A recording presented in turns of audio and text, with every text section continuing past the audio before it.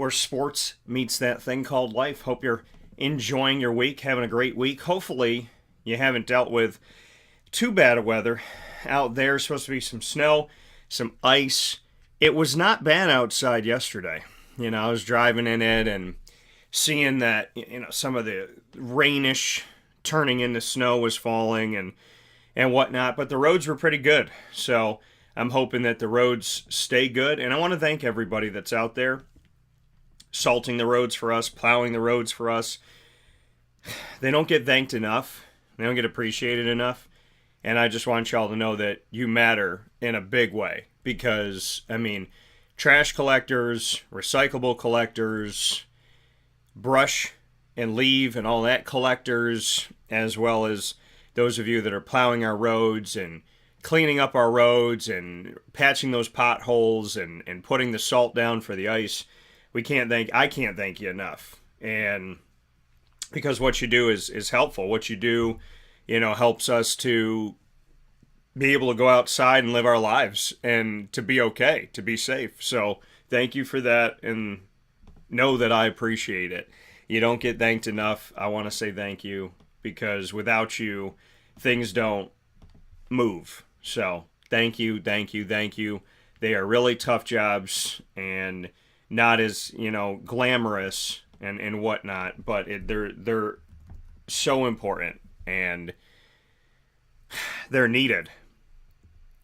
So just know that if you're out there today and you're plowing the roads and you don't feel appreciated, just know that, your job is something that we need in society. You are a huge part of the daily part of society and the daily positivity of society progressing and moving forward. Without you, things don't move as smoothly, if they move at all. So thank you for what you do. Very much so.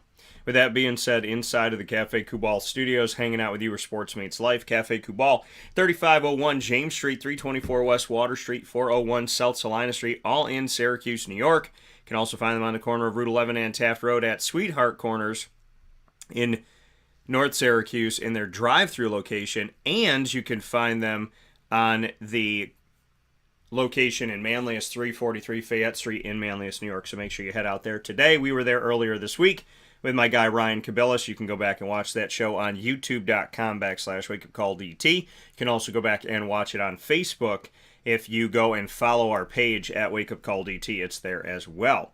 Wherever you are and however you're listening and watching, we thank you so much here on Facebook.com/wakeupcalldt, youtube.com/wakeupcalldt, mixlr.com/wakeupcalldt. DT, and of course on facebook.com/live-now-DT, and on wakeupcalldt.com. So thank you for tuning in. Thanks for being with us. We have an amazing show set up for you, jam-packed show set up. Very, very much looking forward to this. So very excited about the broadcast that we're going to be bringing you here today. This is going to be a day etched in history that we're going to be able to go back to and appreciate the moment that something started here on the show. Love starting new things. I'm an idea guy. Love coming up with new ideas. Love, building something and then going and saying, okay, what else are we going to build? And creating. There's somebody that might like to build a building, right? And I like to build a city, right? And then I like to build the next city. So my whole thing in my life was to make sure I take the time to enjoy the buildings that I'm building and the city that I'm building, because I always love creating. And in creating, it takes a lot of work, effort, and enthusiasm, and you want to make sure that when you're creating, you're also, monitoring and building something up, because it's one thing to create it, but you have to be able to sustain it. So I want to thank everybody who is in my life and those of you that teach me the things that I need to know and those positive moves to move forward. I want to thank you for that and appreciate you for that so very much, for being a part of Wake Up Call, and more than being a part of Wake Up Call, for being a part of my life and just really helping me to be the best person that I can be. I have some fantastic people in my life. None of them are yes people. And I want to thank you all for that, because your love and your support and your truth means a lot to me. So thank you from the bottom of my heart. With that being said, here on Wake Up Call with Dan Tortora, inside of MonPazPopcorn.com's What's Poppin'. Got a jam-packed show here for you today. A trio of segments, as we always do here on Fridays. We'll start off the show with the Annoying Moment of the Week, proudly presented by Carvel DeWitt. Then we'll move into Lead, Learn, Evolve. Fruit is a very, very important thing. It's not good enough to just exist in society. We must bear fruit. So we'll discuss that here on Wake Up Call with Dan Tortora in just a little bit. The Top Dog of the Week, proudly presented by Canine Kamp Dog Daycare and Canine Kampground Dog Boarding, will be coming up at 10 a.m. Eastern Time, where I get to announce my Top Dog of the Week and honor my Top Dog of the Week. This week is extremely, extremely easy, and I'm more than happy to do so. Had the opportunity to talk about this person yesterday, and I love getting to introduce them to new people every single day because they are so worth it. They're incredible, changed my life, and continue to change my life. So, and I love them very much. I'm very excited to make them the Top Dog of the Week this week. And then you see Andrea Smith here in her picture underneath the Top Dog of the Week. That is because Andrea is joining me for an all-new segment. This is not a one-time thing. This is something we are building. Because I told you, I like to create, I like to build. So we are building something special. The segment is called Two Mics, No Filter. And it's an easy way to describe, well, Andrea and I both being on the microphone and no filter. We talk about what we want to talk about. Respectfully and with kindness and generosity, we talk about a lot of things. We joke about a lot of things. Today's topic, for those of you that have watched and listened to Wake Up Call over the years, when we get toward the end of the year, I'd like to do my top 10 lists, have some fun with those. Because we are where sports meets life. And that means that we extend beyond sports and we link sports to life. So we're going to be doing our top 10 movie list of 2022.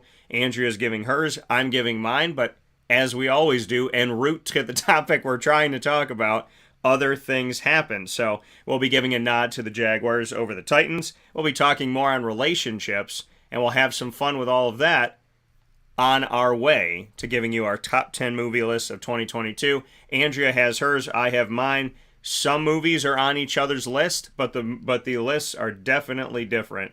So excited for you to check these out and hear for the first time ever. Andrea's been on the show a couple times, but with the official title, Two Mics, No Filter, we are now ushering in a new era of Wake Up Call with Dan Tortora and Dan Tortora Broadcast Media, and Andrea Smith, a part of Two Mics, No Filter, which will be a mainstay on Wake Up Call as we continue to move forward. So very, very excited for that. So we'll get into that segment around 10:15 a.m. Eastern Time. So with all that being said, plenty of show coming up for you. An all-new segment in Two Mics, No Filter. 3 signature segments you've come to know over the years. All of it here on Wake Up Call with Dan Tortora as we get started with the first one every Friday, which is my annoying moment of the week. I love doing this, and unfortunately, society, y'all make it really easy sometimes. So we're going to get into the annoying moment of the week right now, where sports meets life.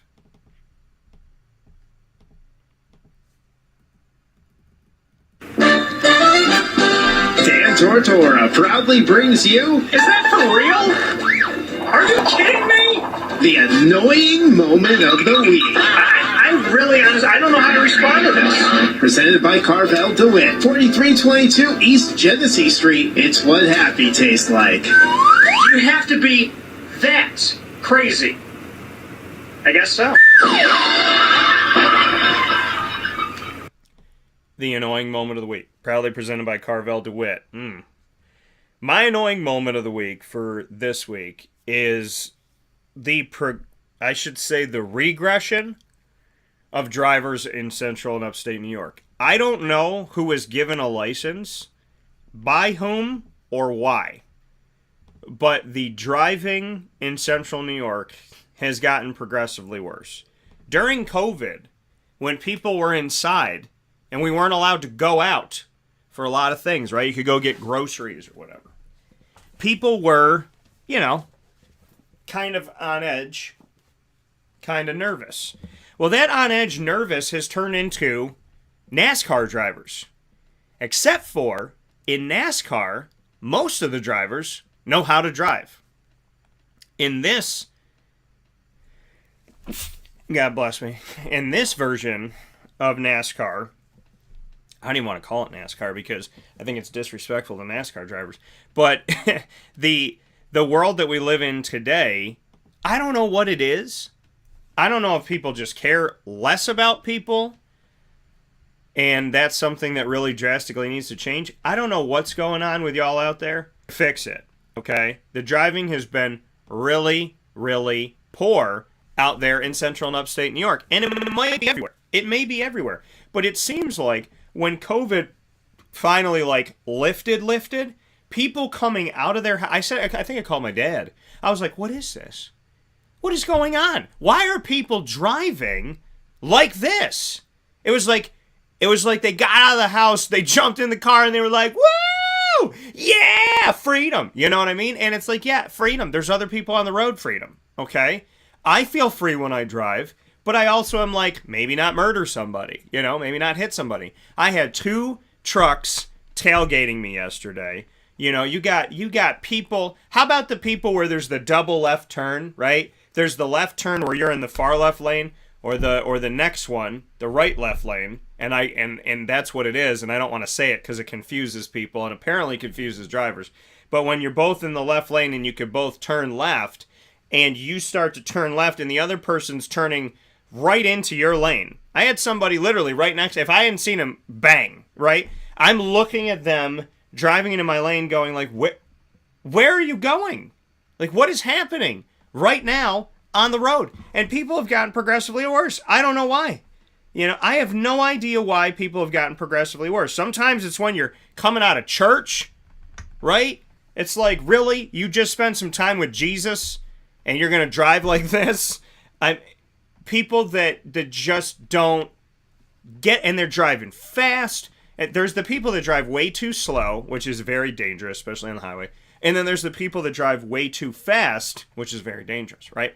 And there's moments where I could be better. I'm not going to say that I have been the best. I haven't been the best. There's moments where I could be better, and I was embarrassed of myself. It's got to be an annoying moment of the week because it's super annoying. When I go out driving now, I'm like, you know, I'm kind of like more tensed up. I'm driving home yesterday, and I got this person turning while I'm turning, and I'm like, what are they doing? And then they end up going like right to where you're going to. You know what I mean? It's like they're right there, and then you're sitting there, you want to say something, and it's like, oh, well, this is great. Like, this person's like right by me, driving like an idiot. And how about this? How about these people? How about the people that think that the street is their house, right? The people that have like the giant trailers and they just park them wherever they want to park them, and they think like, oh, we own the neighborhood, or they put their truck there or their car there. I have a neighbor who puts their vehicles right at the end of my driveway on the other side, but if I came like flying out of my driveway, smash, right? And it's right there. You can put it anywhere because there's this middle part of their front lawn where it's in between 2 driveways. But no, they put their friggin' cars right there. Like, if I back up, I'm going to hit it. And then I have another neighbor that puts their car, like one of the cars visiting, right by like where their place starts and my place ends.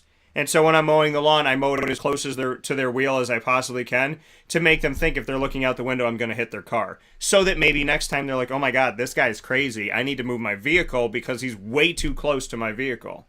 But I'm mowing my lawn. So, and that's the thing about neighbors too. Be neighborly. Be kind, right? In the word neighborly is neighbor. In the actual word neighborly is neighbor. And what does neighborly mean? It's positive. Which means that neighbors should be positive, not dicks. You know? Don't be a dick if you're a neighbor. Unless your name's Dick. Then you can be dick, but don't be a dick. You know what I mean? Be a good neighbor. Be a kind person. Say hello. Say hello. I have so many neighbors that don't talk.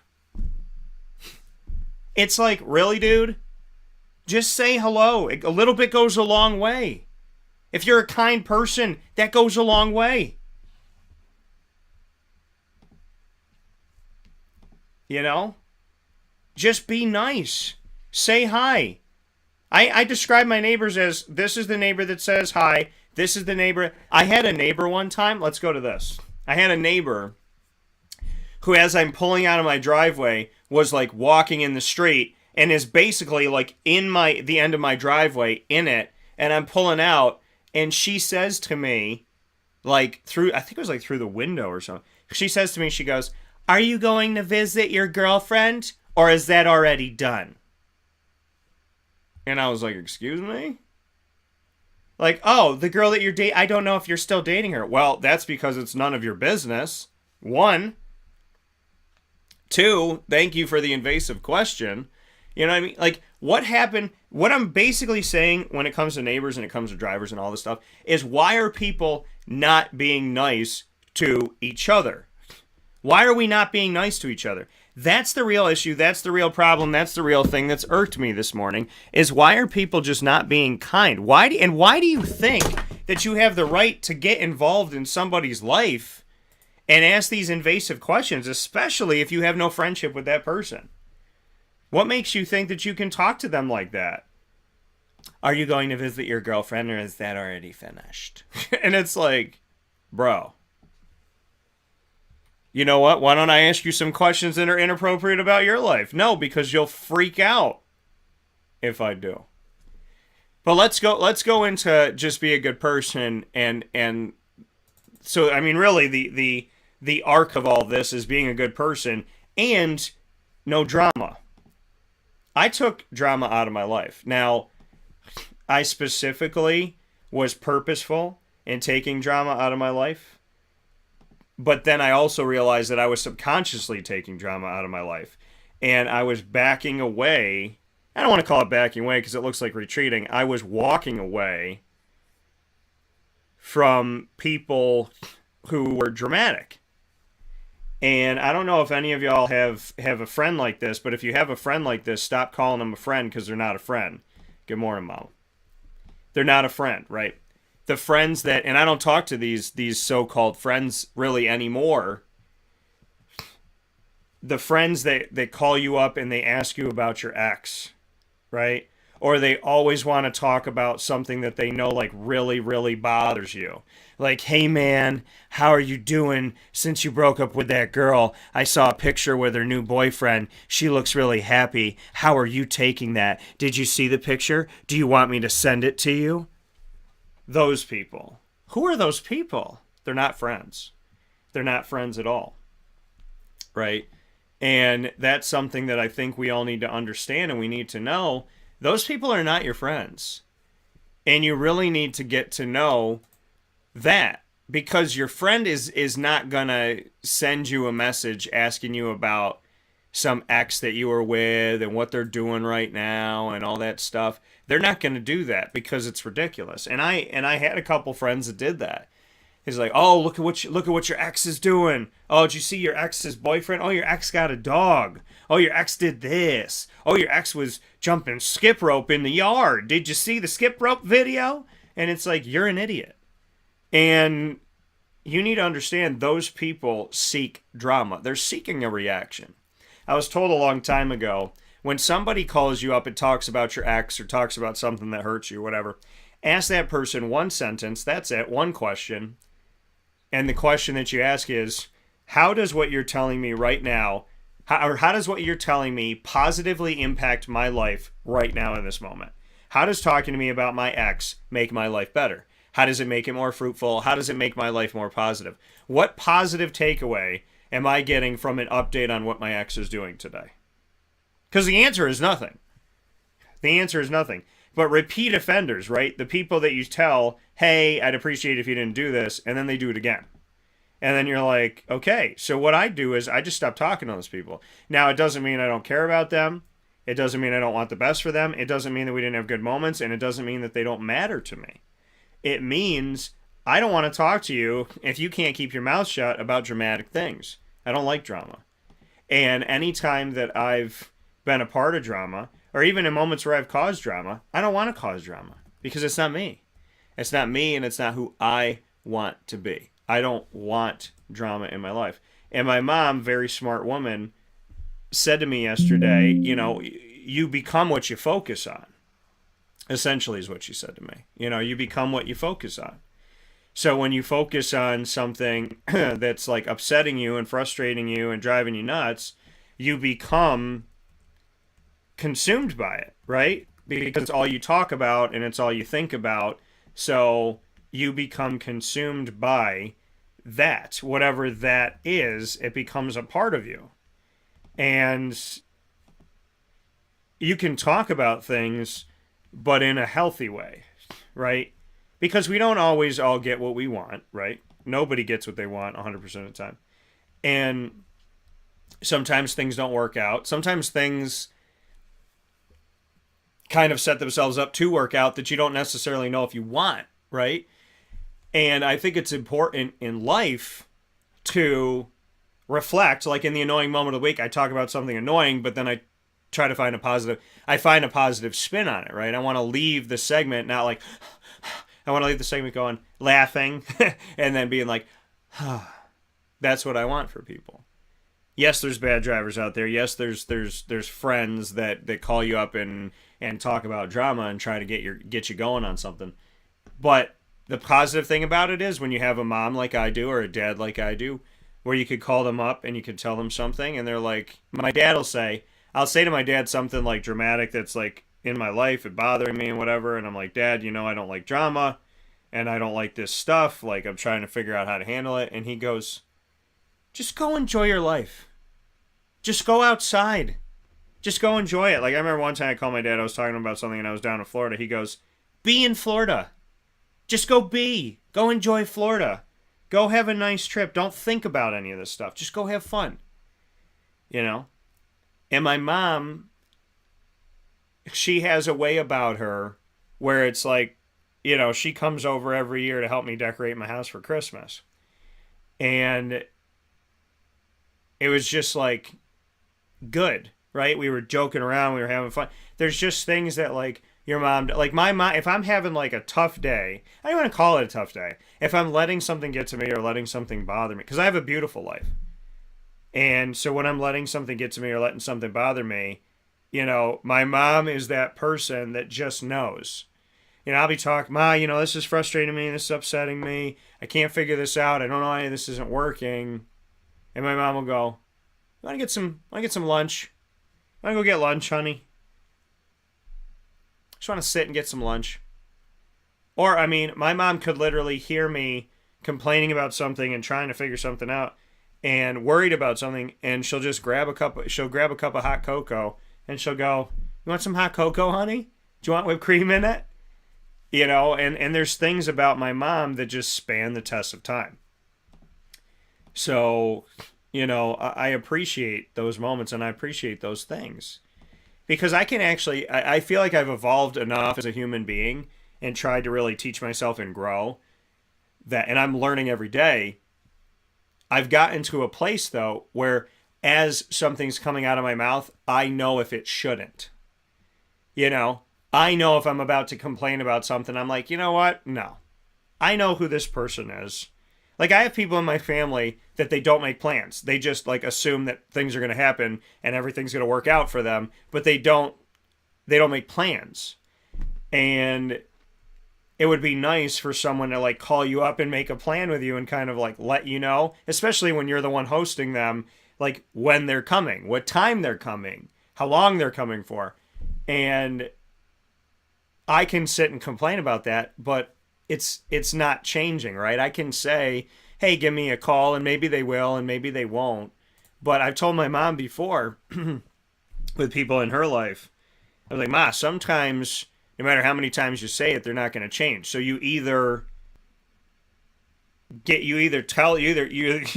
them the scenario of like, you either call me and let me know what's going on or go stay in a hotel, or you accept it. Those are your options are to either front them on it respectfully and say, hey, I need notice out of just sheer respect for me. I work, I got a busy schedule, I got a lot of things going on.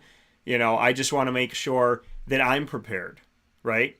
I could never go to somebody's house in an emergency. Do I think I could call people? Yeah. But in normal walks of life, I I would never just like go down and visit Papa Joe and Mary and show up.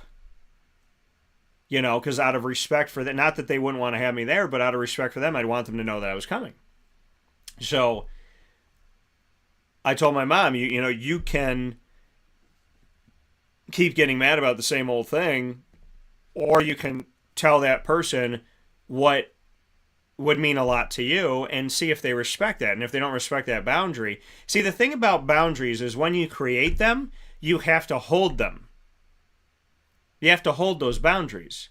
If you tell somebody, hey, if you cheat on me, I'm not staying in this, and then somebody cheats on you and you stay, well, you have now created a new boundary.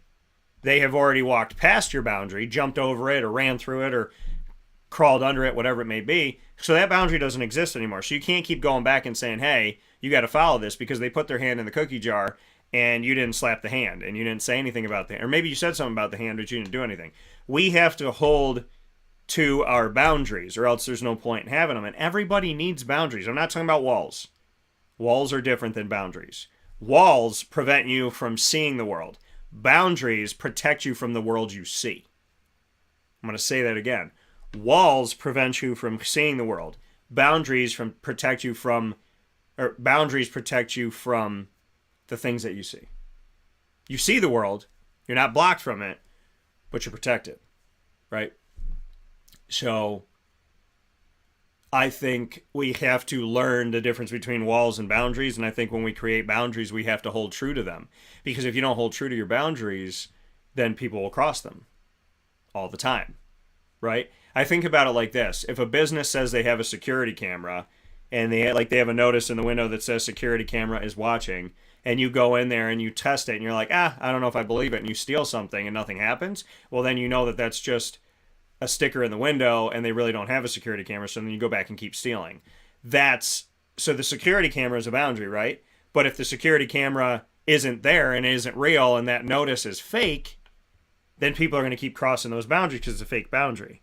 You have to state your boundary, security camera is filming, and then you have to hold the line. Something comes up on the security camera, you got to report it, right? If you don't have a security camera, then it's just smoke and mirrors. And I think a lot of people do that. I shouldn't say a lot of people do that. Some people do that. They say that they have boundaries, but then when that boundary's crossed, it's like a security camera sticker in the window. There's no camera. Nothing's going to happen. Nobody's going to do anything. They're just trying to tell you that they will in hopes that you won't. And if you think people aren't going to test your boundaries, then you must have literally been born yesterday. Because people will test your boundaries every single day. And it is up to you to hold serve. So my annoying moment of the week, when people test your boundaries of how close they drive to your car, when people test your boundaries of calling you and being dramatic, when people test your boundaries of giving you information that's meant to hurt you, when people test your boundaries by not respecting things that you ask them to do, you have to hold the line. Be a good person always, not sometimes, and hold the line. Because your peace is on that line. Your joy is on that line. Your relaxation is on that line. If you let this world get to you, it will get to you. I learned that in high school. If you let this world get to you, it will get to you, and it will get to you every single day. You have to learn how to smile through it. Even if it's hurting, you got to smile through it while you're teaching yourself to grow, because you're not going to know how to deal with every situation. And some things are going to make you mad, and some things are going to make you sad, and some things are going to make you down. But you have to learn that you don't let the enemy see you bleed, right? Somebody tries to hurt you, you do your best to handle that productively, positively. Call mom, call dad, call your friend, go for a walk, listen to music, go to therapy. You find a productive way to help your life move forward. And you do your best to not let those committing evil to see you bleed, because people want to see you react. When a friend calls you, I'm not going to call him a friend anymore. When somebody calls you and talks to you about your ex, they're trying to make you bleed. They want to see you bleed. They want to see you react. Or else they wouldn't tell you. They want to know what your thought is. You know, some people who know, you think about it, you know, there's those people when it comes to like politics and stuff where you're like, oh yeah, this person's really crazy about politics. So, you know, let me ask them about what just happened, because they want you to flip out. People do it to Jim Boeheim. They know the things that make Jim Boeheim mad, or in the moment, if somebody asks him something and he sounds annoyed by it and somebody just keeps on it, that person knows I'm pissing off Jim Boeheim, and they want to piss off Jim Boeheim because they want him to react. And then Jim has a choice. Do I react? Or do I stay positive, right? So what happened to him last game, he was short, he kind of seemed annoyed, but then he made a joke at the end. You know, somebody asked him what he was most looking forward to, and he said dinner because he was really hungry. So it's not easy. It's an art, and we got to learn every day. But the annoying moments of your week are manageable if you seek help, talk to people when you're hurting, people that truly care about you. And when you seek that help and you talk to God and you go to church and you pray, I mean, I'm a firm believer that if you pray about it, if you talk to people that are really trying to help and you learn different tools to get yourself through things, you can get there. You can get anywhere. Where I am today, I didn't think I could get to a year ago, 2 years ago, 3 years ago, 10 years ago. But it was seeking the right help from the right places, putting things into action, knowing the things that work, knowing the things that don't, and always having an open dialogue with God. That is what works in my life. I don't know how you live life without God. I don't. God made you. God loves you. How you could just be like, I'll talk to you at the end of my life. That doesn't make any sense to me. To each their own. But I would be ridiculous if I came onto this show and didn't tell you that first thing I did when I woke up this morning, I said, God, thank you for waking me up this morning. Thank you for waking Lily up, and please wake up all of my loved ones and everyone everywhere. May we all be healthy, safe, happy, is what I'm adding to it now, and filled with all of your most precious gifts. May we do your will and be well.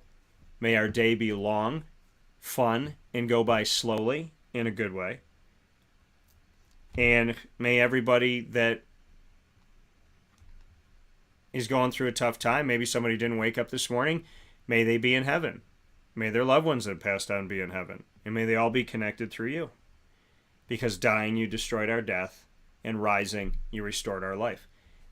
When I wake up in the morning, if I don't say, God, thank you for waking me up this morning, is the first thing I say, if that's all I say, then I feel bad, and I'm sorry to God for that. In the moments where technology's gotten in the way, or me thinking about something or being selfish about something has gotten in the way. Because every morning that I wake up and I look at Lily, and I can feel her either breathing, or she looks back at me, or she gives me a kiss, that's a beautiful day. And it takes a lot to mentally get there, right? Where you can just be at peace. But you have to know the difference between walls and boundaries. And you have to know when boundaries are crossed that you have to act. And it doesn't mean you have to be mean. It means you have to be protective of your peace. Protecting your peace is not being an old grumpy person on your porch yelling at people. Protecting your peace, that's what they tell you because they want to come on your porch. Protecting your peace is protecting your peace. I don't like being around people that are dramatic. I was with somebody in my family, and they had a friend, and I agreed to meet them. We all went to the fair, and we're walking around the fair. And I hear this friend of my loved one talking. And she's just complaining about everything. And she's got little kids. And she's complaining in front of her kids about stuff that her children should not know about at like 7 years old. And not only that, she's swearing. She's dropping F-bombs. She's saying this. She's saying that.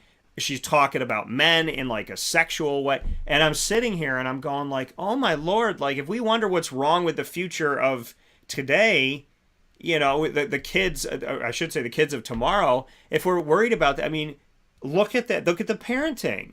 You're swearing in front of your kid. You're negative in front of your kid. You're complaining in front of your kid. You're talking about sex in front of a child. You know, my mom didn't do that. My mom didn't do that. I didn't hear my mom say the F word until I was finishing high school.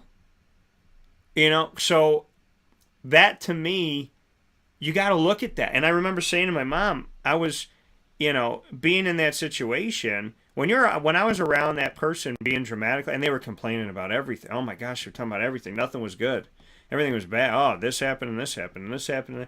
My heart, my chest was getting tight. I was like, how do you talk to this person, and like, how are you okay? It was making me like, it was making my chest hurt.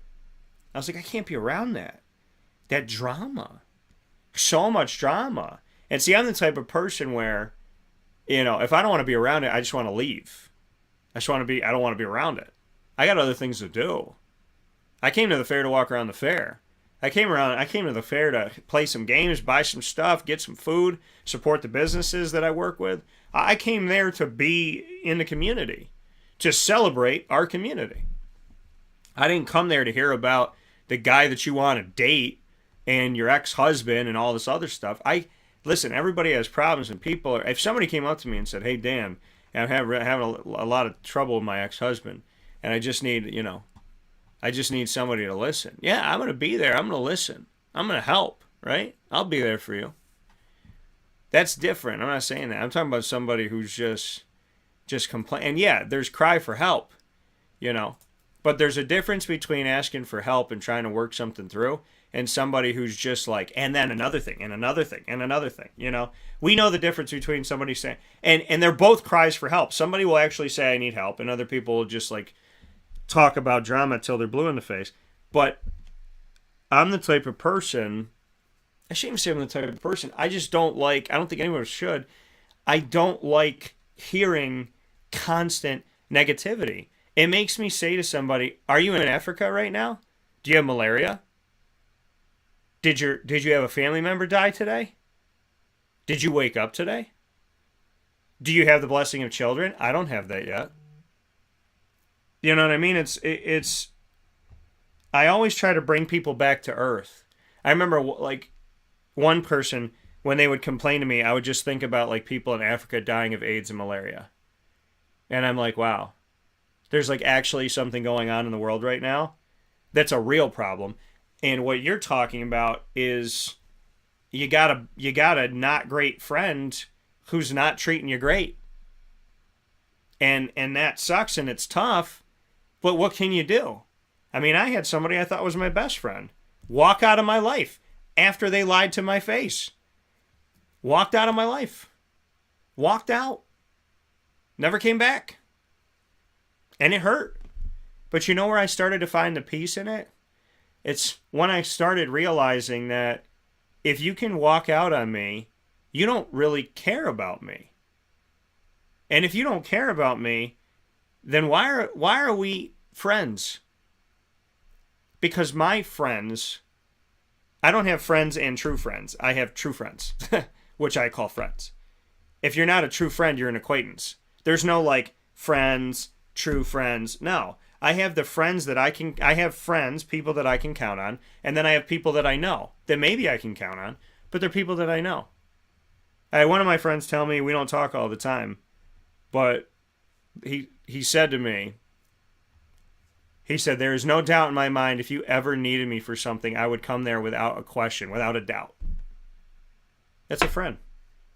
That's a friend. Somebody who you could talk to every day, once every 2 years, and they're like, hey, if you needed me, I would be there.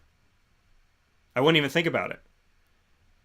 I asked one of my other friends, I said, hey, if I ever went to jail, would you bail me out? They didn't even say, what did you go to jail for? They went, yeah.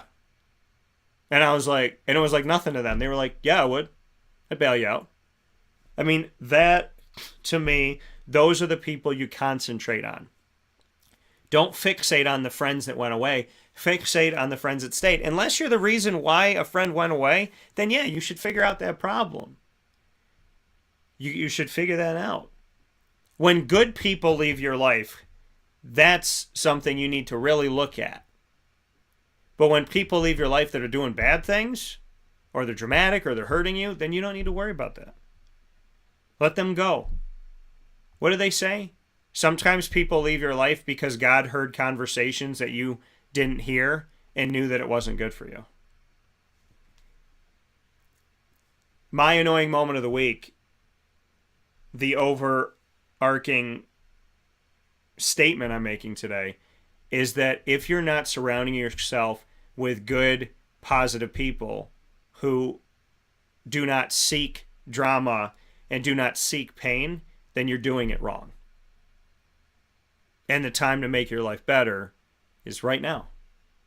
Because it's the only time period in your life that you can affect right now. It's the only thing that you can do anything with. You can't do anything with the past. And you don't know what the future is going to bring. But in order to build a strong past that you want to go back and look at and smile about, you have to have a good present. Because your present becomes your past, and your present becomes your future. Your present is a beautiful thing because it's the only part of your life you can affect, and it affects the other two that you can't. You have a good present, you build a good past, and you build toward a bright future. So today, look at the drama in your life, look at where it comes from. Do not seek it. Create your boundaries, not your walls. Know the difference. Walls prevent you from seeing the world. Boundaries help you to see the world and protect yourself from what's there. Know the difference. Start to actually set those boundaries, hold those boundaries, and when somebody is creating a ton of drama in your life, be willing to say, you know what? I don't want to be a part of this. Because if you say to someone, hey, I can't do this with you unless you decide to stop doing this, I'm not going to be around you. When you tell someone to stop hurting you and they say no, or they show you no, well, you got your answer. Because you should never have to ask someone to stop hurting you, especially someone who claims to love you. Those people should not be hurting you. So know your boundaries, be a good person, and never let the enemy see you bleed. It's hard, but you can do it. And I believe in you. We'll take a step aside for a fast break. This has been the Annoying Moment of the Week, proudly presented by Carvel DeWitt on 4322 East Genesee Street in DeWitt, New York. Don't let the cold weather fool you. Carvel's tastes are just as amazing in the winter as they are in the summer. Go and get your Carvel favorites today. So many great things that they have for you at Carvel DeWitt. They do it differently there. They just have an incredible team of cake makers. So they make all the cakes that you know and love, Fudgy the Whale and Cookie Puss and all these wonderful, wonderful cakes. And then they have all these creations that are literally from the minds and designs of their cake makers. And they're one of a kind. Amanda and the team, they're great. So head off to 4322 East Genesee Street in DeWitt, New York. Make sure when you go out there to Carvel DeWitt, let them know that Wake Up Call sent you, and get some of their awesome holiday treats. They got Santa, they have snowmen, they have a ton of, they have the little mini cakes, and they got the big cakes, and they're great to have while you're watching Home Alone or A Christmas Story or whatever you fancy. Rudolph the Red-Nosed Reindeer, the Santa Claus trio of movies, Elf, Christmas Vacation, whatever you're watching, it tastes better with a Carvel cake. So go and get one today from Carvel DeWitt. 4322 East Genesee Street in DeWitt, New York. We'll take a step aside for a fast break. When we come back, Lead, Learn, Evolve, Ad-lib, and Deliver, proudly presented by Chick-fil-A Cicero and Chick-fil-A Clay, focusing on the topic of bearing fruit here on Wake Up Call inside of the Cafe Kubal Studios. Carvel DeWitt, it's what happy tastes like. Do you know why? Because we make ice cream. Creamy, rich, flavorful ice cream. Not yogurt or iced milk like some of our competitors. Ice cream. Fresh, by hand, daily. For the calorie conscious, we have something new for you. Our new Carvelite. Same great flavor, creaminess, and texture of our regular ice cream with only 35 calories an ounce. So whether you want an ice cream cake, flying saucer, dasher, carvalanche, hard or soft ice cream, we will satisfy your craving with our fresh, handmade regular or new Carvelite ice cream. Carvel DeWitt. It's what happy tastes like.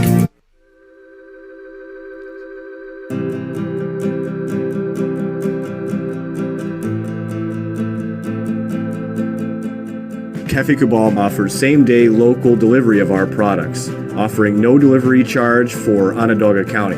Shop cafekubal.com for fresh roasted coffee beans, cold brew, travel mugs, and all your essential Café Kubal needs.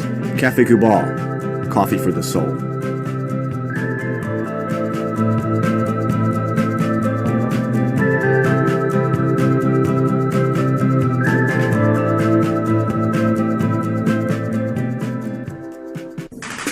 The Wildcat Sports Pub in Camillus, New York is located on 3680 Milton Avenue in the Home Depot Plaza. It is your family-friendly sports bar and restaurant. Folks, some sports bars aren't family-friendly. Some family-friendly restaurants are not sports bars. The Wildcat Sports Pub in Camillus, New York is proud to be both.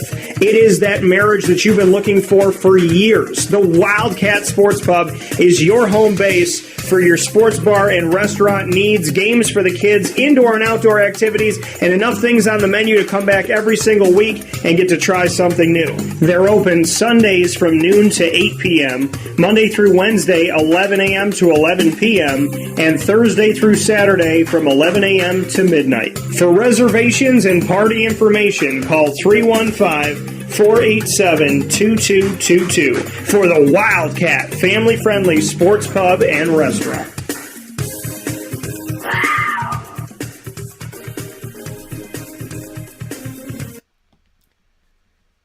Welcome back here to Wake Up Call with Dan Tortora inside of the Café Kubal studios, hanging out with you where sports meets that thing called life. Café Kubal on 3501 James Street, 324 West Water Street, 401 South Salina Street, all in Syracuse, New York, as well as on the corner of Route 11 and Taft Road at Sweetheart Corners in North Syracuse in their drive-thru location, and on 343 Fayette Street in Manlius, New York, in the Double Decker Cafe, where you can relax and have a little meeting upstairs, or you can hang out downstairs. A bunch of couches.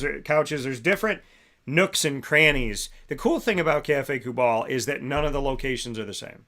So even though you're going to Café Kubal, which in and of itself is unique, and then each of the locations are unique as well. It's like meeting a family and getting to see like all 5 siblings, right? They all have different personalities, but they come from the same family. That's how I look at Café Kubal. All different personalities come from the same family. You go to the Salina location, it looks different than the location on West Water Street. You go to the OG location, the original on James Street, and it's different than the drive-thru, which is their only drive-thru that they have, and that one's right by the airport. Then you go to 343 Fayette Street, and you got a nook over here and a nook over here and a centralized location and an upstairs piece. They're all different, which makes them all truly unique. And so if you've experienced one, you really haven't experienced the other, which is really cool. So make sure you head out to Café Kubal today and experience what it's like to support Central New York, support upstate New York, support local and small business, and to get some great coffee, chai, tea, and have a good time with the people that you care about, or to have some relaxation time by yourself. With that being said, inside of MonPawsPopcorn.com's What's Poppin', we continue with LEAD, Learn, Evolve, Ad-Lib, and Deliver. That's the acronym that, by the grace of God, was created in December of 2019. I came up with an idea. I blame God for that. And I was like, I want to do a faith-based segment. I'm strong in my faith and love talking about it on the show. And it's who I am. And so I said, I want to talk about faith. I know Chick-fil-A. It's important to Chick-fil-A Cicero and Chick-fil-A Clay and Jimmer Sikowski, and Chick-fil-A in general doesn't hide the fact that they believe in God, and I don't hide it either, so I appreciated that. And then I said, okay, well, what about the acronym? And I kept trying to think about what acronym to create, and I was going through it, and I don't know how it hit me, and this is why I say I blame God. Something was like, okay, something brought me to LEAD, and then it was Learn, Evolve, Ad-Lib, and Deliver. And just bringing all of those together and creating this acronym that has a deeper meaning when you look at the overall story behind each of those letters. And so it's been fun to create. It's been fun to watch grow. And I can't believe it's 3 years old. And not only do we have LEAD's meaning, Learn, Evolve, Ad-Lib, and Deliver, but every week we deliver on bringing you a new topic. And this week's topic, bearing fruit. So what does that mean? How do you bear fruit? Well, it's in the Bible and it's talked about a lot. And I'm not going to sit here and pretend like I can quote it word for word, but there was something about like Jesus walking down a street and he sees a tree and he's got to be able to, see the trees that have bore fruit so that as he's walking, he can take fruit off these trees. Or if he sees the trees that have no fruit, right? The trees that have not worked to bear fruit. And what does that mean? How do we bear fruit? Well, it's about how you treat people, and it's about how you treat yourself, and it's about what you do, right? You can't just be a tree loving the limelight, right? You're a tree and you're out in the sun and you're just enjoying it. Yeah, that's great. But what are you doing in your life? If you're just taking and taking and taking, what are you giving? You're taking the sunlight, but are you giving to the world? You take the sunlight, but what if somebody walks by and you're the only tree in the desert? Are you bearing fruit? You've enjoyed the sun feels good on your body, but have you bore any fruit to help save the life of somebody that is walking by? How you treat people, how you act, what you do is huge. Because who you are is what we're really talking about when we talk about bearing fruit. How do we bear fruit? Well, you hold the door open for total strangers. You say please and thank you. You don't just take money, you work for it. You ask questions when you don't know the answer, and you don't pretend like you know the answer. You constantly are willing to learn going off of that. You know you're not perfect, but you love who you are. You build people up and you don't tear them down. How do we bear fruit? We be kind, generous. We listen.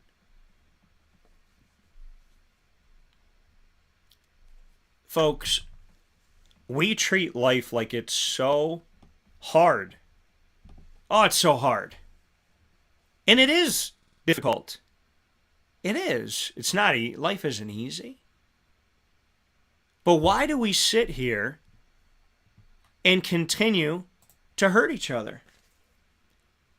When somebody passes away, we've had people that have passed away in the entertainment world that people can't figure out why. Why did Anthony Bourdain take his life? He got to travel the world and eat food with really cool people. He got paid to see the world, to hang out with awesome people and eat food, which was probably free. Why did he take his life? Kate Spade has designed purses and a whole line of everything that so many women love. It's the gift to buy. Why would she take her life? Why would Twitch, who always looks so happy, dancing around and DJing and having a good time on Ellen DeGeneres' show, why would he take his life? Why would the teacher that was the main reason why I went to Marywood University take his life? Why do happy people leave too early? Well, folks, it's because sometimes when somebody looks happy, they're not truly happy. And you never know how someone's life is going. You never know how someone's life is going. So if you decide to go out there and you decide to be rude to somebody, it could be the last straw they needed to jump. Conversely, if you're a nice person to somebody, it could be the thing that keeps them from jumping.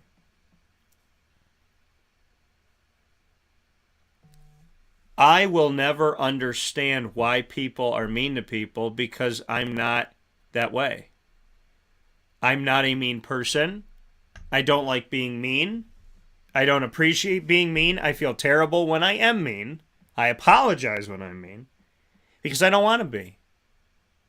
Even when somebody hurts me, I feel sick to my stomach when I'm mean. Even when somebody is so mean, I can't be mean back and be okay with it. I've never been okay with it. No matter how bad somebody treats me, I've never been like, well, they deserve it. They deserve me to be mean. Who am I to say what they deserve? I'm not God. And number two, even if they in some whatever, it was okay to do an eye for, why would I do an eye for an eye? I don't want to do an eye for an eye. It's not who I am. Bearing fruit means helping others. If your parents did not bear fruit, they didn't raise you right. If your grandparents didn't bear fruit, they didn't raise you right. If your friends don't bear fruit, they're not being good friends. If your teachers don't bear fruit, you're not learning good things.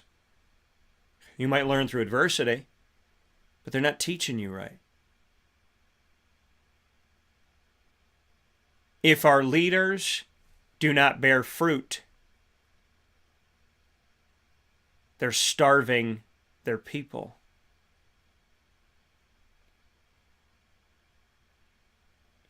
Jesus is a tree. He bears fruit constantly. But how many of us are trying to feed him? How many of us are trying to do right? How many of us think that as long as it feels good, it's good? You could say that about anything. Well, gambling feels good, so I guess it's a good thing. Drinking makes me feel good, so I guess drinking is a good thing. Having extramarital affairs feels good, so I guess I'm going to keep doing that. Swearing feels good, I'm going to keep swearing. Shooting people feels good, I'm going to keep shooting. If you go off of life by saying if it feels good, do it, that is too broad. Because sometimes the bad things feel good. Doesn't make them good. You may think you're bearing fruit when you are a shriveled up tree.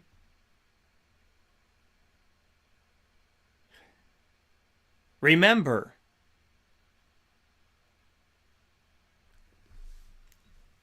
what do they say? God gave us gifts, and our gifts back to God are what we do with those gifts. God made us all a tree. He planted us all in the ground. Some of us bear fruit. Some of us hope that fruit will fall off another tree and roll toward us so we can eat. Some of us try to be close to other trees so we can take their fruit or dig into their roots and take their water. And some of us just shrivel up because we don't want to bear fruit and we're bitter. You all know shriveled up trees that are bitter. You all know trees that get really close to your tree so that they can mooch off of your tree and take from your tree and your hard work. You know people that stand there and talk about how much fruit they want to bear, but they never bear it, they just talk about it. And you know the trees that are waiting for the fruit to roll over to them from your tree. The enabling of a tree. And we know the trees that bear the fruit. On the toughest of days, the loneliest of days, the hardest of days, they're still trying to catch sunlight. They're still trying to drink up water. They're still trying to muster up enough to bear just one piece of fruit that day. My mom is a bearer of fruit. She is. My mom is the type of person, if she has $5, she'll find a way to give you 6 and go without. She is a bearer of fruit. My buddy Ross is a bearer of fruit. He has patience with me and so many that is it's like unimaginable patience. He bears fruit. My buddy Joe, he bears fruit.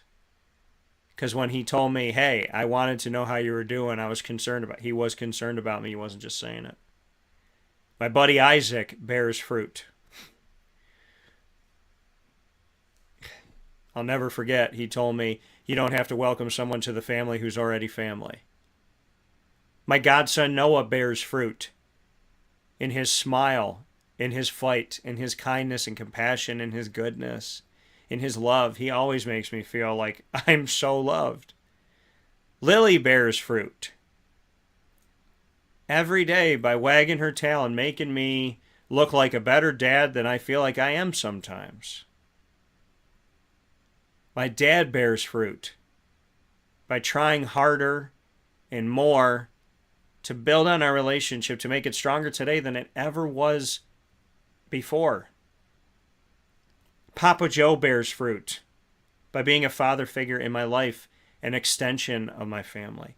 Miss Mary bears fruit by being one of the sweetest, kindest, compassionate people that always gives me good advice, whether or not I want to hear it. My older brother Joey bears fruit by continuing to fight and get after it, by building up his life at a time where he could have crumbled. He got stronger at a time where people would have understood if he felt weak.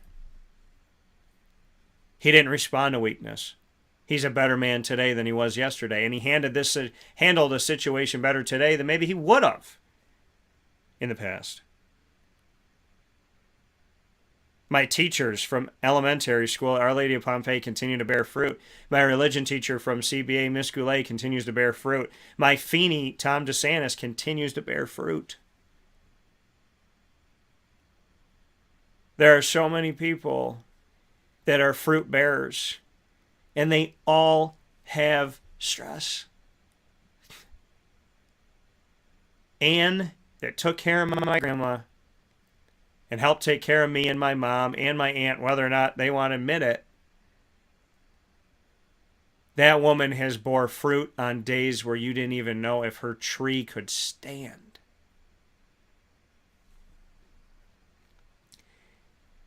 If you are not helping others, if you are not seeking to be good,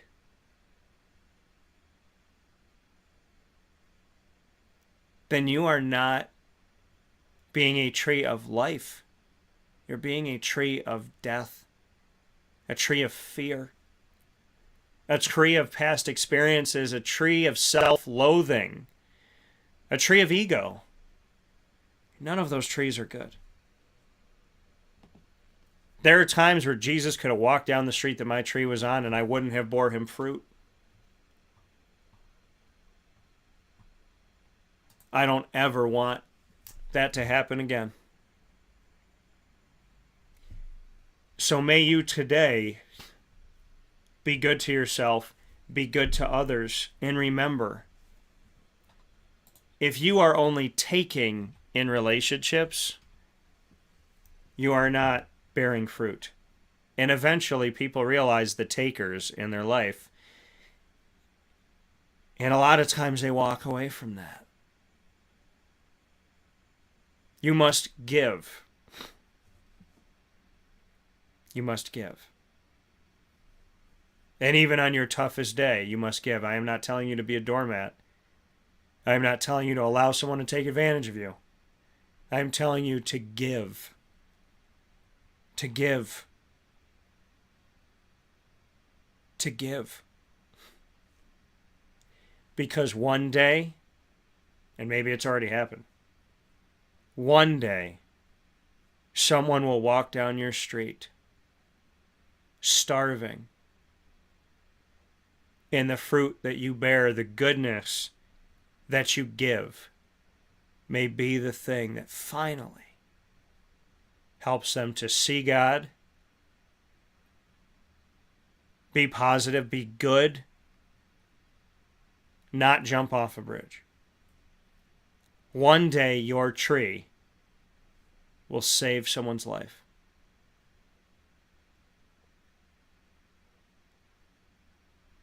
God's light will always shine on your tree. And God will always find a way for your tree's roots to have the water that they need. But it is up to you to muster up the courage, the strength, and the determination to bear fruit from the gifts you've been given from God. And I look forward to seeing how beautiful your tree will be. With that being said, we're going to take a step aside on Wake Up Call with Dan Tortora. Lead, learn, evolve, ad-lib, and deliver is the acronym. Today we talked about bearing fruit, proudly presented by Chick-fil-A Cicero and Chick-fil-A Clay, and a fantastic tree that bears fruit all the time, Jim Sikowski, the proud owner and operator of Chick-fil-A Cicero and Chick-fil-A Clay, one of the best fruit bearers that I know. And he'll tell you himself, he's not perfect either. But gosh darn it, I love him, I appreciate him, and I am so thankful to have him in my life. We'll take a step aside on Wake Up Call with Dan Tortora. We'll be back right after this fast break.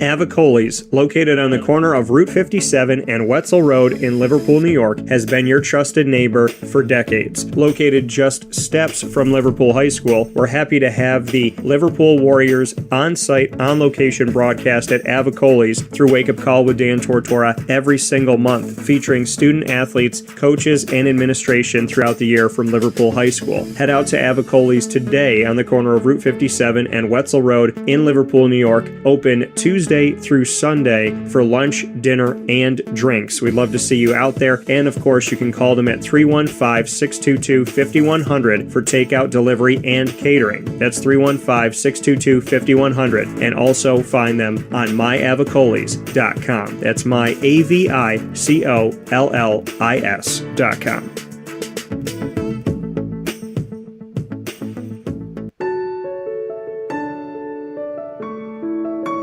Having peace of mind when you're out of town that your furry-loving friend is safe and sound means taking them to Canine Kampground, because we all know that when it comes to the love of our pets, it goes well beyond the call of duty to make sure they're safe and sound. Right, Lily? So take a ride to 242 Johnson Street in East Syracuse, New York, and see Canine Kampground and where your dog will be staying in the classic cabin, the executive cabin, the grand cabin, or of course the luxury cabin, because if you know Lily, you know she loves luxury. Now you don't have to wait to the last minute to find a family member or a friend that'll take your dog for a few days. Call Canine Kampground at 315-299-4013. That's 315-299-4013. Their drop-off and pickup times are Monday through Sunday. Check K9Kampground.com for more information. That's the letter K, the number 9, and Kampground spelled with a K.com. K9Kampground.com. When you're going out of town, bring your dog to Canine Kampground.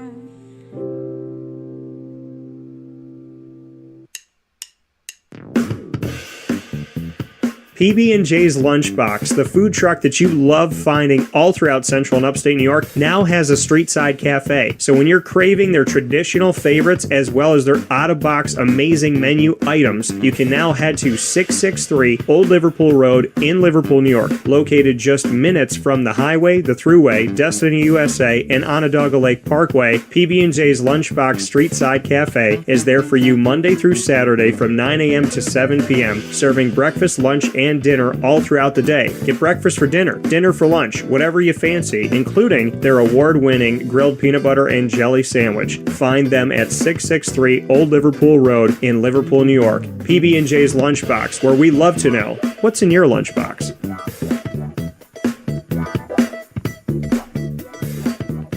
This is a special message from 317 at Montgomery restaurant owner Joel Carpenter. Open Tuesday through Saturday for your dining pleasure on 317 Montgomery Street in Syracuse, New York. We wanted to be a part of the resurgence of Syracuse. We saw a lot of money being put into bringing people back downtown and thought that, we'd like to be a part of that. I love putting together a good dish where people see it first, they fall in love with it, and then it tastes just as good as it looks. We want to provide the best food in Syracuse that we possibly can, and we want you to leave here talking to your family, your friends about what you had to eat first and foremost, but also our service, and to walk out feeling like you're part of our family. I work out in the front of the house a lot, and I love walking to every single table, asking them how everything is, and people looking at me and smiling and saying, this is the most amazing short rib I've ever had. This is the most amazing filet I've ever had. And Donna is great. Sarah's amazing. Thank you for coming over and talking to us. And them just being truly happy for the experience that they've gotten. 317 at Montgomery Restaurant, part of the fabric of downtown Syracuse, located on 317 Montgomery Street in Syracuse, New York. Open Tuesday through Saturday for a unique and memorable dining experience.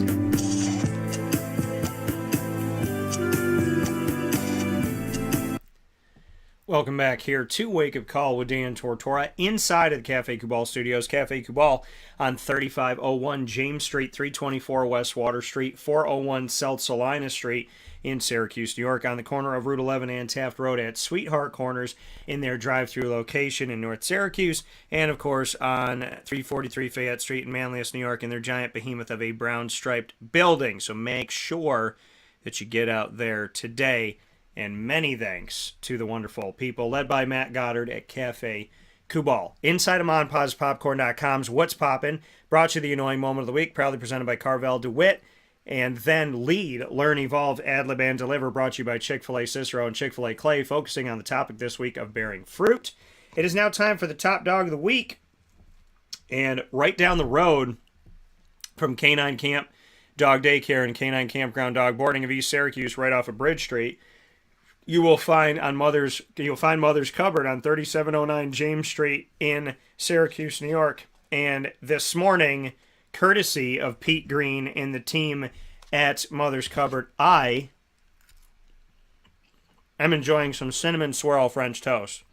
So, typically, you will not see me eat on the air, but in the case of Pete and the team giving me a fantastical breakfast to have that is local and delicious and so awesome to have here in the Wake Up Call studios here in the Café Kubal studios, I got to give big ups to Pete and the team for the cinnamon swirl French toast. It's incredible. So I told him I need him to come to my house and cook for me on Christmas morning, because I am like Macaulay Culkin from Home Alone. So I need to have my little sweets, but this is so good here. Head out to Mother's Cupboard. You can go out right now. So while you're listening to the show and whatnot, head out to Mother's Cupboard and hang out there and support local. 3709 James Street in Syracuse, New York. One of the staples of Syracuse. If you know Syracuse, you know Mother's. If you know Mother's, you know Syracuse. Head out to Mother's Cupboard. Open daily, 6 a.m. to 1:30 p.m. Grab some of this French toast. Cinnamon swirl. It is incredible. So very good. So thank you to Mother's Cupboard for that. And I'll be enjoying that here this morning in the studio. So thank you to Pete and the team. With that being said, the top dog of the week is what's coming up right now. But I can't give the top dog of the week without Lily's help. Thanks, baby girl. Top Dog of the Week, proudly presented by Canine Camp Dog Daycare and Canine Kampground Dog Boarding of East Syracuse, right off of Bridge Street, where BJ's is on Bridge Street, right by Erie Boulevard, right? So you're on Bridge Street, you see BJ's. If it's on your right, you take a left, you go to like the top of that hill, make your first left before you get to the bottom of the hill where the bowling alley is. So you make that left, you go in. 228 Old Bridge Street in East Syracuse is the dog daycare for Canine Camp Dog Daycare, and dog boarding Canine Kampground is right around the corner on 242 Johnson Street in East Syracuse. Two fantastic places for short and long-term care to take care of your furry loving friends, and in my opinion, no better place for your dog. So, many thanks to Lorraine and her incredible team. My top dog of the week is someone whose birthday was yesterday. G-Mama. My grandmother. Both of my grandmothers, incredible people. And my G-Mama, with no offense to anybody in my life, closest person to me ever. We cut from the same cloth, similar people. She got me in a way that I don't think many people have. She is someone that withstands the test of time. She's incredible, amazing. And you hear me say is because when somebody passes on, they're not gone. They're home. And I miss her. I miss physically being able to see her. I miss hearing her voice. My G-Mama, who would have been 106 yesterday, was always and is always and will always be a supporter of everything I've done with God in the picture. As long as I put God in there and I worked my hardest, that's all that mattered. Keep your nose clean. Be a good boy. Say your prayers. It's my grandma. Her birthday is but one day to celebrate her, because I celebrate my grandmother every day. You see her with my wake-up call shirt. Came in one day, I had my shirt, and she said, "Ooh, I like that. Do I get one of those?" She wanted them in every color. Put them on, hold them. See that smile on her face? And she holds my shirt. That is because she always supported me. Even when I felt like I couldn't support myself, even when I felt like I couldn't stand on my own 2 feet, that woman supported me. She sat in that chair the day that I walked up to her and I said, "Hey, are you behind me? Pushing me?" Because she told me that. She said, "I'm always behind you. I'm always pushing you." She goes, "Don't fall back too hard. I'm little. I can't do much. But I'm always here to push you. Always here for you to lean on." And I asked her that day, I said, "Grandma, are you behind me? Are you behind me, pushing me?" She closed her eyes, she put her hands up to her mouth, and she shook her head no. I said, "Why?" She said, "Because you're strong enough now to stand on your own 2 feet. You're strong enough now." That was right before she passed away.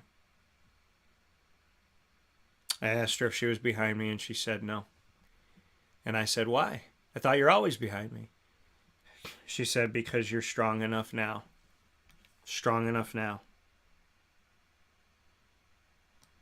to stand on your own 2 feet." She was preparing me to handle the world without her. She was preparing me to be ready. She was preparing me to grow. She was preparing me for the times where I wouldn't hear her voice, or feel her kiss, or see her smile, or get to just hug her. I'll never forget the things that she's taught me. By the grace of God, my memory will stay strong forever, and I'll never forget anything from her, including the night that she called out and I ran to her. I said, "What do you need?" She said, "Sit down. I need to talk to you." She was laying in bed. She had her hands over her chest, laying on her back like she always does, with her hair all in the net like it is there, because she always had to make sure nobody mussed her hair, including sleeping at night. Not even the Sandman could muss her hair. She was laying in bed. I said, "What is it, Grandma? Are you okay?" She goes, "Yeah. I just want to tell you something." I said, "Okay. And I need you to listen." Okay. She grabbed my face and she said, "You're going to be a good father." She said, "You're going to be a good father someday. And I don't know why, but I need to tell you that." She said, "You're going to be a good father." She said, "Do you know that?" I said, "Well," she said, "Daniel, you're going to be a good father." And she wanted me to know. And then she let go of my face. She said, "All right. That's all. I'm going to bed." But I'll never forget, she said, "Do you know that? Do you know that you're going to be a good father? Promise me." That I believed her.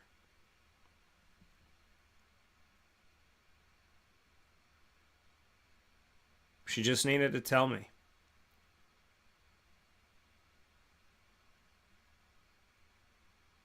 I could spend every second with that woman and it wouldn't have been enough. I shouldn't say it wouldn't have been enough. I could spend every second with that woman and I still want to spend more.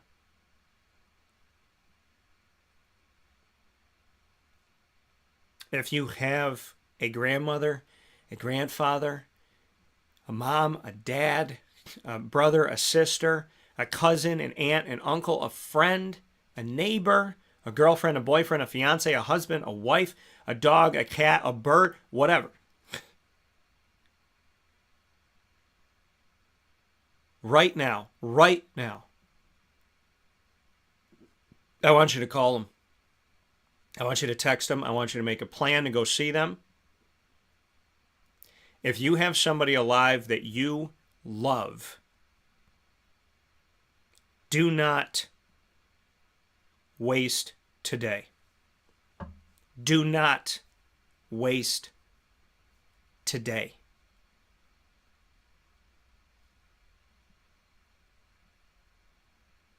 Because what I want more than anything right now is to sit with her, hug her, feel her warm hug, smell her, feel her kiss on my cheek, and have her say, "You're a good boy," when she touches my face, and say, "I love you. I love you too, G." Called her G Mama, and she'd go, "G Boo Boo." She had a lot of names for me.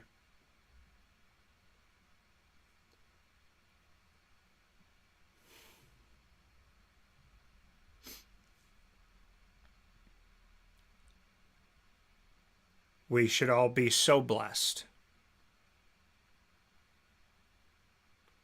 to have someone like her. And it is my duty, my job, and my honor to get up every day and bear fruit in a world that sometimes just won't stop getting more crazy. It is my honor to be a good boy, to keep my nose clean, to not care what people say and what they think. Piss on them, she'd say. To love God, to pray to God, and to find my way back to her. I want to live to be 100-something years old like she did. And as long as I want to live, and as much as I want time to go by slowly,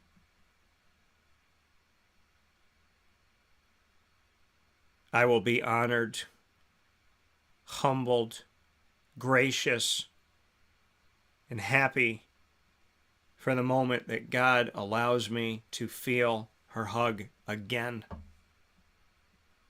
to feel her warmth again, to hear her voice again, to feel her kiss again.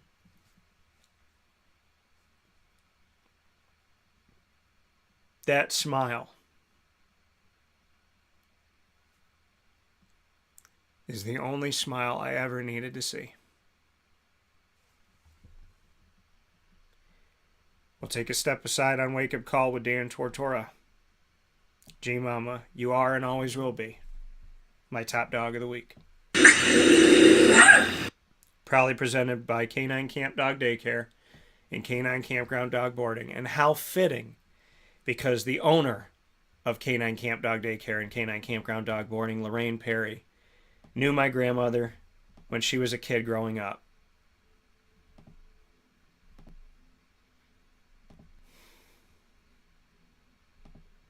And just like everybody else, she loved her.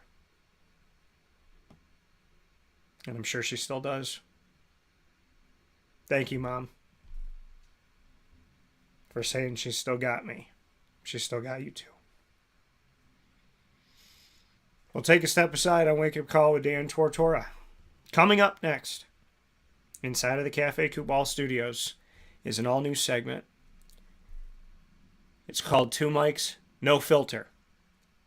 And if you knew Marie Cavino, a.k.a. G-Mama, you would know she had no filter. So, Grandma, this one's for you. I love you.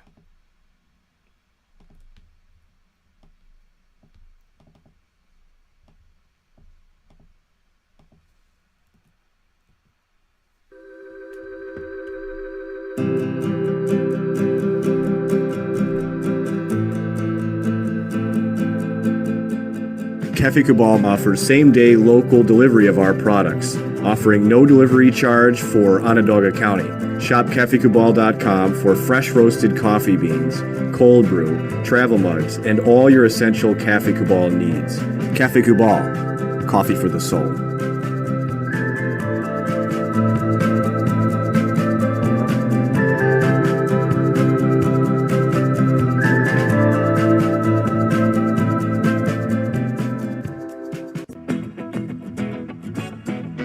This is Amy from Mother's Cupboard, home of the whole frittata. We are open daily 6 a.m. to 1:30 p.m. For takeout orders, call 315-432-0942 and tune in to Wake Up Call with Dan Tortora for our monthly food challenge and try our Wake Up Call signature menu item available 7 days a week.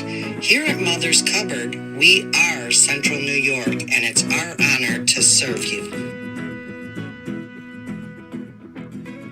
Ma and Pa's Kettle Corn and Popcorn Factory remind us that every day is worth celebrating. Find them at 201 Old 7th North Street in Liverpool, New York. Open Monday through Saturday in-store and all the time online at maandpaspopcorn.com. Serving our Central New York community and beyond. You can order all throughout the country at maandpaspopcorn.com. And remember to get your tins, which have in-store half-price refills forever. Ma and Pa's Kettle Corn and Popcorn Factory, available to you for fundraising and all of your events by calling 315-450-6272. That's 315-450-6272. Ma and Pa's Kettle Corn and Popcorn Factory. How corny are you?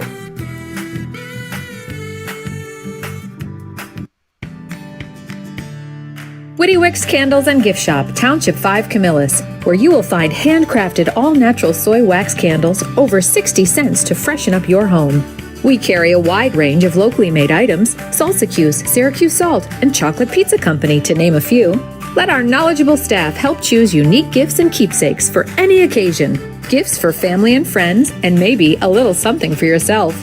Witty Wicks Candles and Gift Shop, Township 5 Camillus.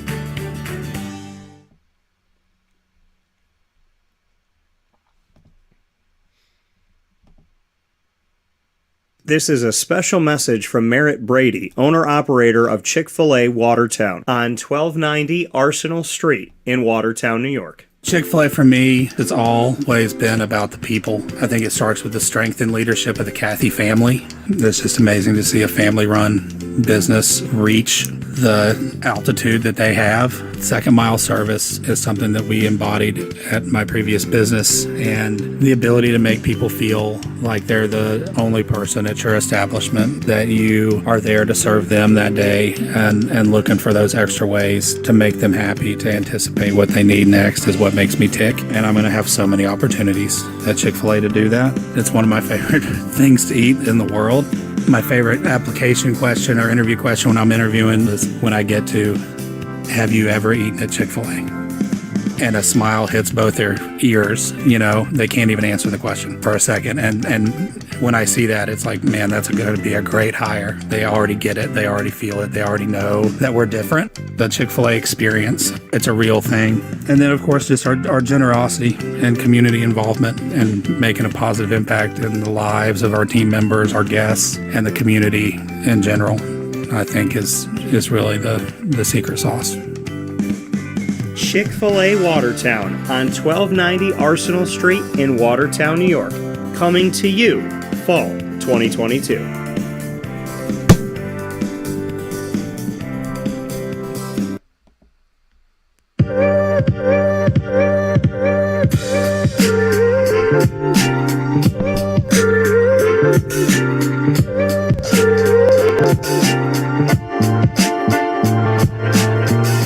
Welcome here to an all-new conversation between myself and Andrea Smith. Andrea, you know her as a fitness instructor. She's worked in marketing for many, many years. We met through virtually, I guess we can say we met virtually a year or so ago or something like that. And then we reconnected now, and it was really born out of just having an idea of putting some things together here and talking about positivity, because on social media, Andrea's so positive about how she goes about what she does, and I try to do that as well. So we started to I was like, okay, you know what, let's do this. Let's bring her on. Let's have a conversation. What it's turned into is that morning talk show that people have already jumped on. We've done 2 of these together, and I get excited to go back and listen to it. People are already excited, all different walks of life from different parts of the country, getting in touch with me saying, I love it. I'm following Andrea now and looking forward to this, that, and whatever. So I will say that whatever I was feeling in our conversation has been, kind of domino affected with other people, Andrea. So welcome back to the show. But I don't know if I should introduce you as something or me as something, as opposed to just saying it's DT and Andrea and we're going to get after it like we always do. Well, there you go. That's the first time you've said it. So now next time we'll just start it that way. All right, there we go. So I love how I have the big intro and you're just like, yeah, okay. Because she was ready. But we're both wearing our Jaguars hats today because it's Victory Monday. So it's important for people to know that we are in full spirit mode. Yes. On this glorious week here. I'm wearing my visor in love a visor. Not only of Jacksonville, but of my good friend and a guy who wore a visor better than anybody in Syracuse for football, Scott Schaefer. So he was visor all day. I am also the visor because it's a hat, but it also keeps your head nice and cool when you're down in Florida. And because I shave it so low, it allows my head to still get as tanned as the rest of myself. So yeah, I have to say that I'm a visor person also, because then your head doesn't sweat. Right. No, it's very important. And the thing is, and shout out to you, because a lady that can rock a hat, that it's not always easy to find, but I find I feel like every guy should be with a girl who can rock a hat. Yeah. Because if she can't rock a hat, or if she refuses to wear the hat, I remember that. I was dating a girl and she was like, oh, when I wear this hat, I don't look cool. I look like a boy. And every time I was like, just put it on, just wear one of my hats. She complained about it, and I was like, you know what? That should have been my telltale sign to get rid of her. But she's gone now, so that's a good thing. I mean, if she just worn the hat, she might have stuck around. All you got to do is wear the hat. It's not. I also think that anybody can wear a hat if they just don't care. What'd you say? If she wasn't like, oh, I look ugly or I look like a boy, and she just wore the hat. Right, just throw the hat on. Let it be what it is. You don't go to a game with you don't go on a date to a game and have a girl not wear the hat. If she's pampered up and the hair's got to be perfect and she's wearing heels to the game, No, don't do that. Just You go can't to wear the heels to the game. Yeah. go with jeans, put the hat on, pull your hair back, put it in a ponytail, do what you got to do. But I feel like that's how it should be. I think women that rock hats are, well, put it this way. If there was a top 10, women that rock hats would be at the top of it, in my opinion, I think. So far I've learned you like a Southern girl Yes. who wears hats, Yeah. who doesn't wear heels to the football game. Right, because you'll die. Right. It's a long walk from the parking. I Right. mean, that's a lot. It's a lot. A lot to do. Imagine if it was, I mean, if you were going to wear any kind of heel, it would have to be a wedge. It would have to have some stability. Yeah. I mean, I feel you on these things. It's very important. And also, I actually was not planning to keep my hat on this whole time but I did want to show support for the Jaguars. right. And the thing is about the hat. So I have a ridiculous amount of, I think between Jaguars and Toronto Raptors, who I started liking them both in 1995 when they came out, if not before when the logo was unveiled. Both of those teams, I believe that I own in a ridiculous amount of merchandise. Yeah. But I don't have that hat that you have. And I'm sitting here looking at it going, I want that hat because I love the logo, and that's a big logo. I like the logo to be as huge as possible. Yeah, it is. It's a nice one. I don't know. It's old though. I have to tell you, I think it's new era, but it's old. I don't even know when I got this hat, but it is a nice hat. That sounds It's a nice great. hat. These ones they don't make. These are like vintage, but they always bring back, just like they brought back the snapback. Yeah. Great, because I have them all. Yeah. I have the hats that like take over the entire hat. So the logo does. So I have the Magic and I have a Charlotte Hornets one like that. Do the Orlando Magic still have a team? Wow. I think they beat my Raptors. They better not have beaten my Raptors. I have not heard about them in so long, and I'm so close to Orlando. It's like it's crazy. Wow. You just shots fired on Wake Up Call with Dan Tortora. I want to let you know that statement was endorsed by Andrea Smith, not by the people at Wake Up Call with Dan Tortora. That's correct. That is correct. I'm sorry. I'm a little bit more of a Heat fan. I would love to be an Orlando Magic fan. Are you a Heat fan? Because don't tell me it happened because of LeBron, because that will make me upset. Okay, it happened because of LeBron, but let me tell you why. Let me tell you why. And I dropped the. Let me tell you why. I worked for Vitamin Water at the time. And we had just signed a deal with LeBron. He's taken his talents to South Beach. Well, they hired me that year. I was taking my talents to South Beach. Like, together, we were talented in South Beach. There you go. I mean, but I did a lot of events with him, and I will tell you this: I did an event with Chris Bosh, and I also did an event with Dwayne Wade. They were just so nice. It was such a fun time to be down there between the three of them, and then have this energy. And everybody's a Heat fan at the time. It was a fun time. So I'm a Heat fan because of that, I would say. Okay, but you're not. Are you a LeBron fan? I would have to say not so much anymore. Okay. My kid can identify him, surprisingly.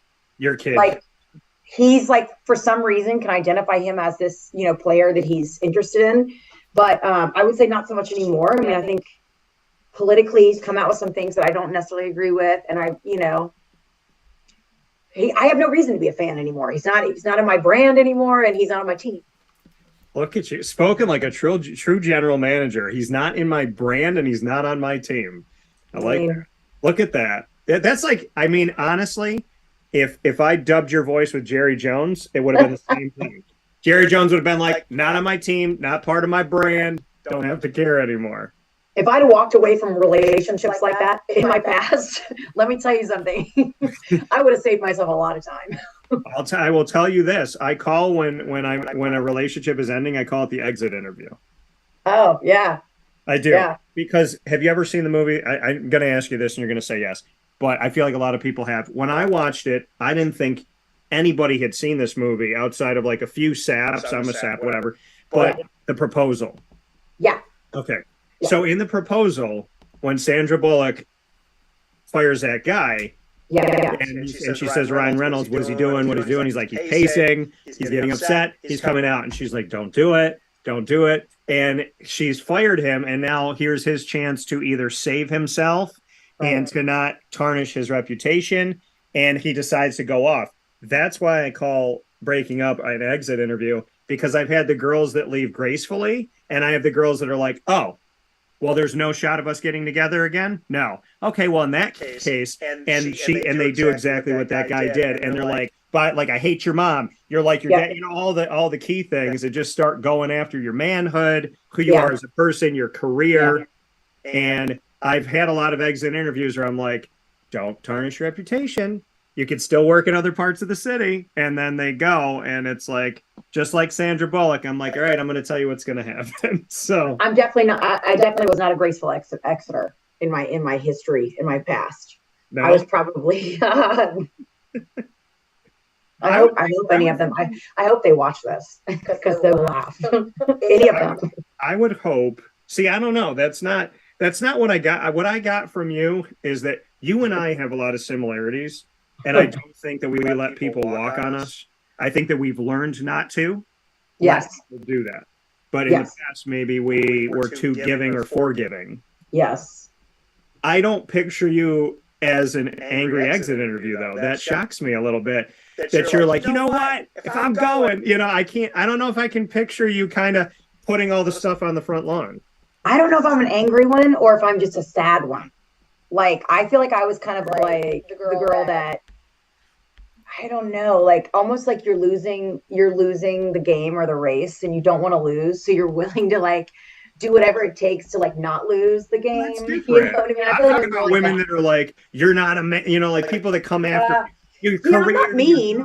Yeah, no. I've had the exit interview like Sandra Bullock when the guy, when it's like, when the guy with her, and then in my case, when a girl's leaving, she's like, if I'm leaving and there's no shot, I'm going to blow every bridge up. I'm going to make sure there's no way to get back in the city. I was like you. I was like, let me think about what I can do. How can we make this better? No. Some of the girls that left me, they left me in the, if graceful was a bunch of broken heels in the middle of a desert with makeup running down your face while you're screaming, running at the ocean, then yes, then that was their gracefulness. But they were lighting fires.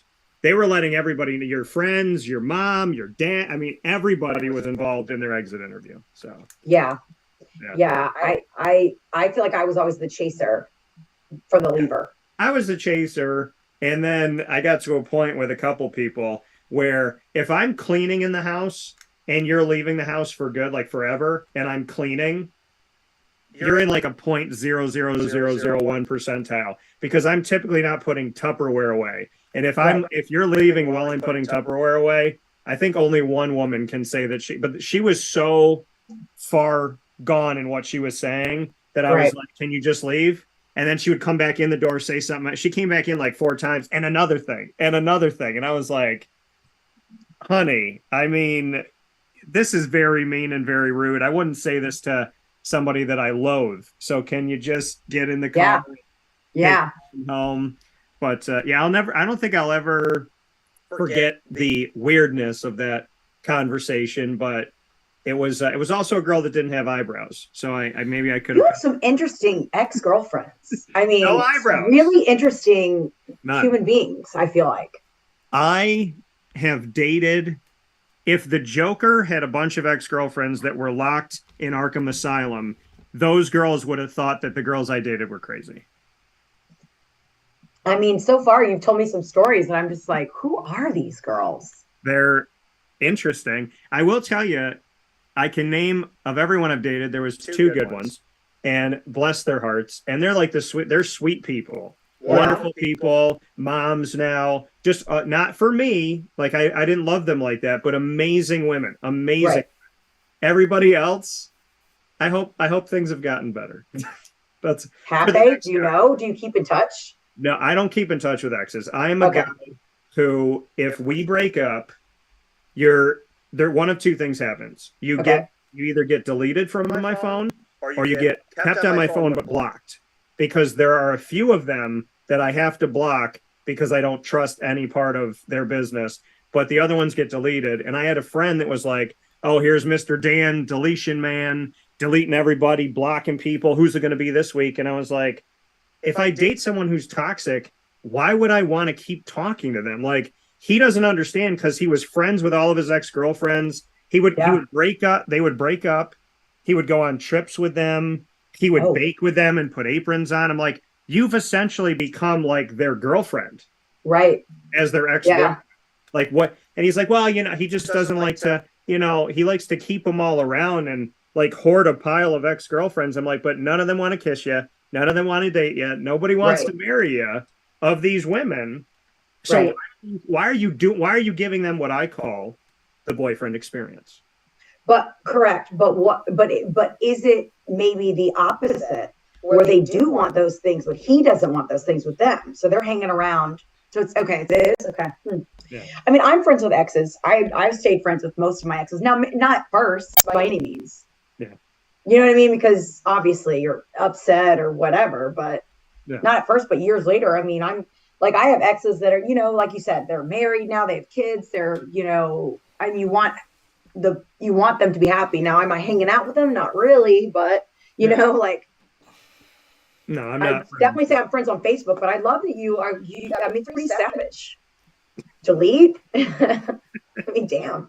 Well, if you knew what I've seen and what I've dealt with, I'm not deleting a human being. Your pickers off. I'm deleting like an 8-foot octopus with like teeth. I'm not deleting like a kind-hearted woman who's like, oh, I love you, and it just didn't work out. I'm deleting people that genuinely had no eyebrows. Drew them on in the morning. It was horrifying to me. She asked me one morning if I wanted breakfast, and I asked her if she was sarcastic because I couldn't tell without her eyebrows. So, I mean, I feel like your picker is way off. my picker? Yeah, like I feel like however you choose your girlfriends, it's got to be way off for you to have this many crazy type of things. See, but I don't want to be victim shamed. I don't want to be blamed for this. I have dated people who I thought were really good liars. And then when you found out the truth, I kept trying to go back to, oh, she'll get back there. We'll get back there together. And so I fought for that. Right. Then in the world of dating apps, when I realized that a ton of the people on dating apps don't know how to communicate, and that's why they're on them, because it takes them 17 days to answer 3 questions. When I meet people, I told my dad, I know what it is. When I meet somebody, I want to be a dad. I want to be a husband in the right situation. So when I meet somebody, I want to give it that chance, right? I want to give it the opportunity. And if somebody, screws up, does something, I'm like, oh, yeah, when we made a mistake, I make mistakes. We both make mistakes. I don't want you to judge me on a mistake. I'm not going to judge you. But when it becomes clear, as my one friend, Rob Drummond, said, he said, if somebody does it one time, it's a mistake. Somebody does it twice, it's a pattern. 3 times, it's who they are. Facts. And I have so many crazy ex-girlfriend stories because I stayed after the 3rd time. And that's where I found my thing to be. Because I said it to one of my friends, actually last year when I was down in Florida. I said, I finally realized what my issue is. When I know it's bad, I don't want to be the bad guy. So I don't want to hurt them. And I don't leave, and then I end up getting hurt. So it was me learning that not everybody deserves 2 chances, let alone 20 or 80. And so I think in my dating, there's telltale signs in the beginning that you have to watch for. Like I'm the type of guy, like I'm a chivalrous guy. So, they always said men growing up, we want one thing. So we meet a girl, we want to jump in bed. That's not who I am. But I've met plenty of women in the last decade that as soon as they met me 2 hours in are like, come back to the house. And I was like, and my dad told me, he said, a girl ever does that to you, she's not going to be your wife. And so that kind of learning that part of it, and then, seeing the telltale signs of, okay, this has happened a few times, or when you're dating someone and they feel comfortable yelling at you like 8 days into knowing you. My dad has always told me, like, if a woman's yelling at you now, you need to run. So I agree with that. I mean, I think that when you first start off in a relationship, I think both parties, if you're both the kind of people that want what you said, kids, marriage, all that stuff, I think that both parties are so wishful thinking that it's easy to take infatuation, excitement, and kind of like really think that that's a true connection with somebody. I think it's easy to have kind of that wishful thinking piece of it. And I want to say there's like this meme that I saw once on social media. It's like, therapist asks you, what did you do when you saw the red flags? And then the person's like, oh, I thought it was a carnival. Like, I didn't think it was a big deal, like whatever. And it's so true. I mean, you see these things, and hindsight's 2020, because looking back on that, you're like, oh, you know what? I saw that was happening. I knew that person was going to do that, or I could see something was going to happen, but I stayed in it because the hope, like you said, of those things. Yeah. I would tell you to liken it to a song as you were saying it. I love this song growing up, and I think that's what it's been. I am the king of wishful thinking, which is I love that song. Hey, ready for this? Name the movie that it's on the beginning of. Oh my gosh, I feel like I've seen it recently. When Richard Gere's in the car in the very beginning. Oh, because isn't he in it at the end too? Yeah, I think so. Oh my Lord. Do you want me to tell you? No, don't tell me. Let me figure it out. A classic. Cult classic. Literally love that song, though. Let me just tell you. Love that song, and I play it all the time. Is it Pretty Woman? Yes. Okay. There you go. There was another one I was going to pick, and I couldn't remember it. But look at us tying in the subject with the subject. We did it, and then we did it. So, yeah, I mean, and that's the thing. I don't appreciate, when you have somebody in your life that's like, blame. Oh, I'll put it to you like this. I think I might have said this to you. Well, maybe I didn't say it to you yet. But I have a friend who believes that everything comes in a book. Everything's in a book. And I am the opposite person. I'm a person who believes I should write a book or two, but I don't think everything comes in a book. I don't think you can just like carve it. And I don't want to copy. Like if I wrote a book on like how to be successful in business, you wrote a book like how to be a great marketer. I mean, yeah, you want people to follow the tricks of the trade, but put their own spin on it. You have to put you on it, or else who are you? If you're a copy of another person, God didn't make you a copy. And when I tell people not to copy people, I say, look at identical twins. Even identical twins do things differently. They smile differently. One of them's funny. One of them's more serious. Even God made identical twins to not be identical. So he believes everything's in a book. So he's talking to me and he goes, well, you've dated these girls and whatever. And he's like, we talk about the subject a lot. And we don't. He talks about it a lot with me. I'm actually cool not having to talk about it with him. And because I'm good, like until the right person comes along, I'm a self-sufficient guy. I love my dog. I'm extremely busy. I'm not the person that's sitting there going like, where's she at? You hope she shows up, but you're not wasting your life for it. Right. You told me, I think you need a dating coach. If you in 2023 want to find the woman, you'll find her. You get a dating coach. He'll give you tips of the trade, do different things to do. And I was like, so basically he's going to give me an algorithm to manipulate somebody. Like, no, I'm good. And my dad said, whatever happened to fate? So what do you think about people in that respect that believe that you can make someone fall in love with you, or that you can literally go into a new year saying, this is when I'm going to find the love of my life because I'm going to make it happen? I think a lot of things in life you can bring to fruition, but I think love has to happen on its own, unless I'm crazy. Listen, I'm a firm believer in fate. I post a lot about this kind of stuff too, like vibes and like energy and all that kind of stuff, because I do believe in that. I believe that, now listen, there's, what is it, like 7 billion people in the world or something like that? Yeah. Or more, I don't know. The guys don't take that as serious because I have no idea. But to think that there's only one person in this whole wide world, what if they were in another country? Like that to me is probably not right. But I do believe in fate, and I do believe that your soul connects with certain people that you meet over the course of your life, And listen, maybe timing is wrong. It could have been the right person at some point in your life and the timing was off. You know what I mean? But I think that in your heart when you genuinely connect with somebody. So yeah. I do believe in fate.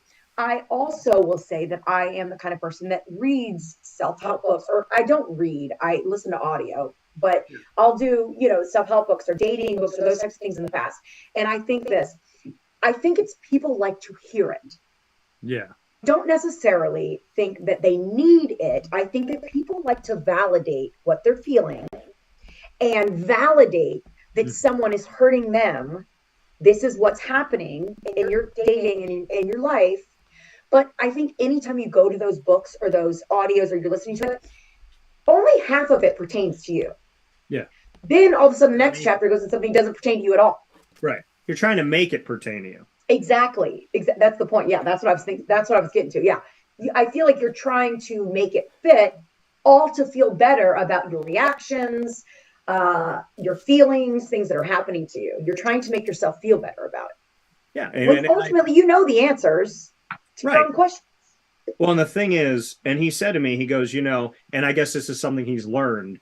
He's like, you know, with my wife, I love her, but in order to keep the spark alive, I'm not being like a dick, but kind of like a dick, because I know I have to be kind of a jerk to her at times. I was like, I can't do that. Like, I can't think, you know, like, okay, put it to you like this. I played basketball my whole life. By the way, just hit a half court shot, first try. Thank you. And so there's 3 gyms in central New York where I've had a witness at each one, where I've taken my first half court shot and drained it. Because I tell people, I believe I can make, if I take 5 right now, like if I went outside right now, took 5, I believe I'm going to make one of those 5. I just took one over the weekend, and I said to the coach, I said, the men's basketball team at Brian Stratton, Syracuse, Clay Gagan Sherman, his assistant was there too. I said, can you stand under the basket? I'm going to take 5. I believe I'm going to make one of these. I drained the first one, and I was like, all right, good night. Everybody have a great day. But going back to that, to the world of, you know, talking about this stuff and linking it all back together, when he was telling me, oh, I got to be this and I got to be that and I got to play games with her. I play games on a court. I don't play games in life. I can't do that. And in basketball, I played terribly when I thought. When I was out there and I caught the ball and I had the opening and I had the opportunity and I let it up, I felt good. I'll never forget this game. We were down by like 10, and I was at the left. I was at the left side, like left top of the key on the left hand. Shot it, went in. Got the ball again, almost the exact same spot. Shot it, went in. Then I said to myself, I looked at the clock. I looked at the scoreboard, and I said, all right, if I make this 3, we're gonna take a 1-point lead. And I thought, I got to make it. As soon as I let go of that one, because it wasn't free, and I was thinking, as soon as it went off my hand, shooters know this. When you let go, you know when it's not good, 99% of the time. And I chased it down. As soon as I shot it, everybody that was sitting watching the game saw my face of like, I did. As soon as it left my hand, as it was like on the tip of my finger, because I can't think. And I tell people that all the time. When you get on a broadcast, you can prepare for your broadcast, this, that, whatever, and your mind's constantly thinking, but you can't be like, what do people want? What do people want? Oh, I got to make this shot. I got to do this. Oh, I got to be a jerk to this girl. I got to be a dick today. Like, right. You well, it's your wife. Like, that doesn't even make sense to me. I hate to say this, but like, I really don't know any wives that are like, oh, it'll keep the spark alive if he's a jerk. Like, I don't know anybody who says that. I feel like if you're a jerk, like you're going to sleep. That's going to eliminate the spark for me real fast. Oh yeah. Like, I mean, I remember with my ex-wife sitting on the couch and being like, she's sitting over there and I'm sitting here. You could fit a sumo wrestler between us. Yeah. And I'm looking at her going like, do you want to sit with me? Do you want to? And I remember I said to her, I was like, so, you know, like, I want, you know, I was like, we're going to be romantic. We're going to have like a nice intimate night, maybe kiss each other. I don't know, something that you should do. And I remember she looked at me and she laughed. And I was like, you better learn how to laugh outside. Because like, I mean, that to me, to learn how to laugh in your outside voice. But I mean, it's just, I can't understand. See, and that's why I feel like you and I are the type of people where whether we've known you for 20 years or today, if you're a dick, then we're like, all right, you can figure it out and maybe we'll talk to you then. But I'll walk as soon as somebody's, I told people all the time, you'll know me because I love to talk and interact with people. I'm not going to scream at them. I'm not going to call them names. You can find out really quick who I'm not fond of is if you were walking with me, let's say we're down in Jacksonville, you and I are walking, we're talking, having a good time, planning out the show. Somebody comes up to me and goes, hey, Dan, what's up? And I go, hey, man, have a great day. That's somebody I'm not fond of. If I'm quick and I'm short, that's me. I'm not going to be like, oh, go screw yourself. I'm the type of person where if I was a coach, I'd do what Scott Schaefer did. This person asks a question, I'll spend 5 minutes. This person asks a question, I'll give a one-word answer. That's the definitive thing. And this friend that I had, we haven't really seen each other a lot, and he reminded me of why. Because he's like that person that's like, I'm going to tell you what you need to do. And then I was like, I don't really think I need a dating coach. I think I know what I'm doing. I think I, have learned from my mistakes. And then he's the friend that'll go, yeah, but this is what you're going to get from the dating coach. And he'll keep saying it until you agree. And I was like, I think you just need to kind of give it up, brother. It's not going to happen. Well, and I think it's funny too, like when people insert themselves into your life, right? Like, first of all, who's to say that, like, unless you were complaining about dating to him, like, who's to say that you aren't completely happy being single and not even looking for somebody? You know what I mean? Mm-hmm. But I think there's this whole thing for married people where you think that everybody's out there looking to be just like you. Yeah.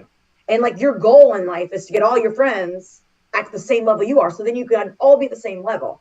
And it's like some people that may be, I mean, I have friends that kids are just not in the equation for them.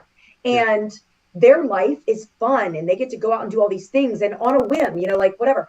And I would never put on her, like, when are you going to have kids or when are you guys going to get married or whatever? It's like, do you. Yeah. But, not everybody wants to be like you. Yeah. And I think that, and it's not even that, it's like the unasked advice. Like, hey, let me tell you how to, and we were talking about something and then we got there. And then, like I said, he was like, well, we talk about this a lot. I'm like, you kind of bring it up a lot. I don't really want to talk about it. And while we're on this subject, before we get into what we were going to talk about today, we'll find our way there. But here with DT and Andrea, just kind of the open door policy. I do want to ask you about this. So going off of that conversation with him, where it was like, I didn't ask you for this, advice. How do you kind of feel about the unasked and, when somebody just kind of comes in and says, this is what we're going to talk about. This is, I'm going to throw you here because I don't like that. But going off of that, here's the thing I wanted to ask you. People do this to me, not a lot. And the people that do it to me, I don't talk to them. So if you're in my life right now and you wonder why I'm not mean to you, but we don't talk as much, think about the last time we talked. People that bring up ex-girlfriends, ex-wives, ex-husbands, ex-boyfriends, when a person comes to me and says to me, oh, did you see what your ex is doing? Oh, did you see she got a dog? Ooh, she got a new house. I didn't know your ex-wife was all up into this stuff. I didn't know she liked that stuff. Those people are not friends. Right. They're dramatic.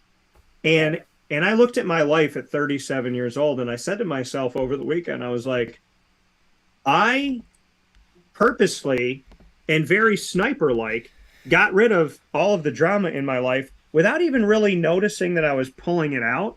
Some of it I did, but I don't really have anybody in my life on a day-to-day basis, even a week-to-week basis, that's like calling me up going, did you see what your ex-girlfriend posted on Facebook?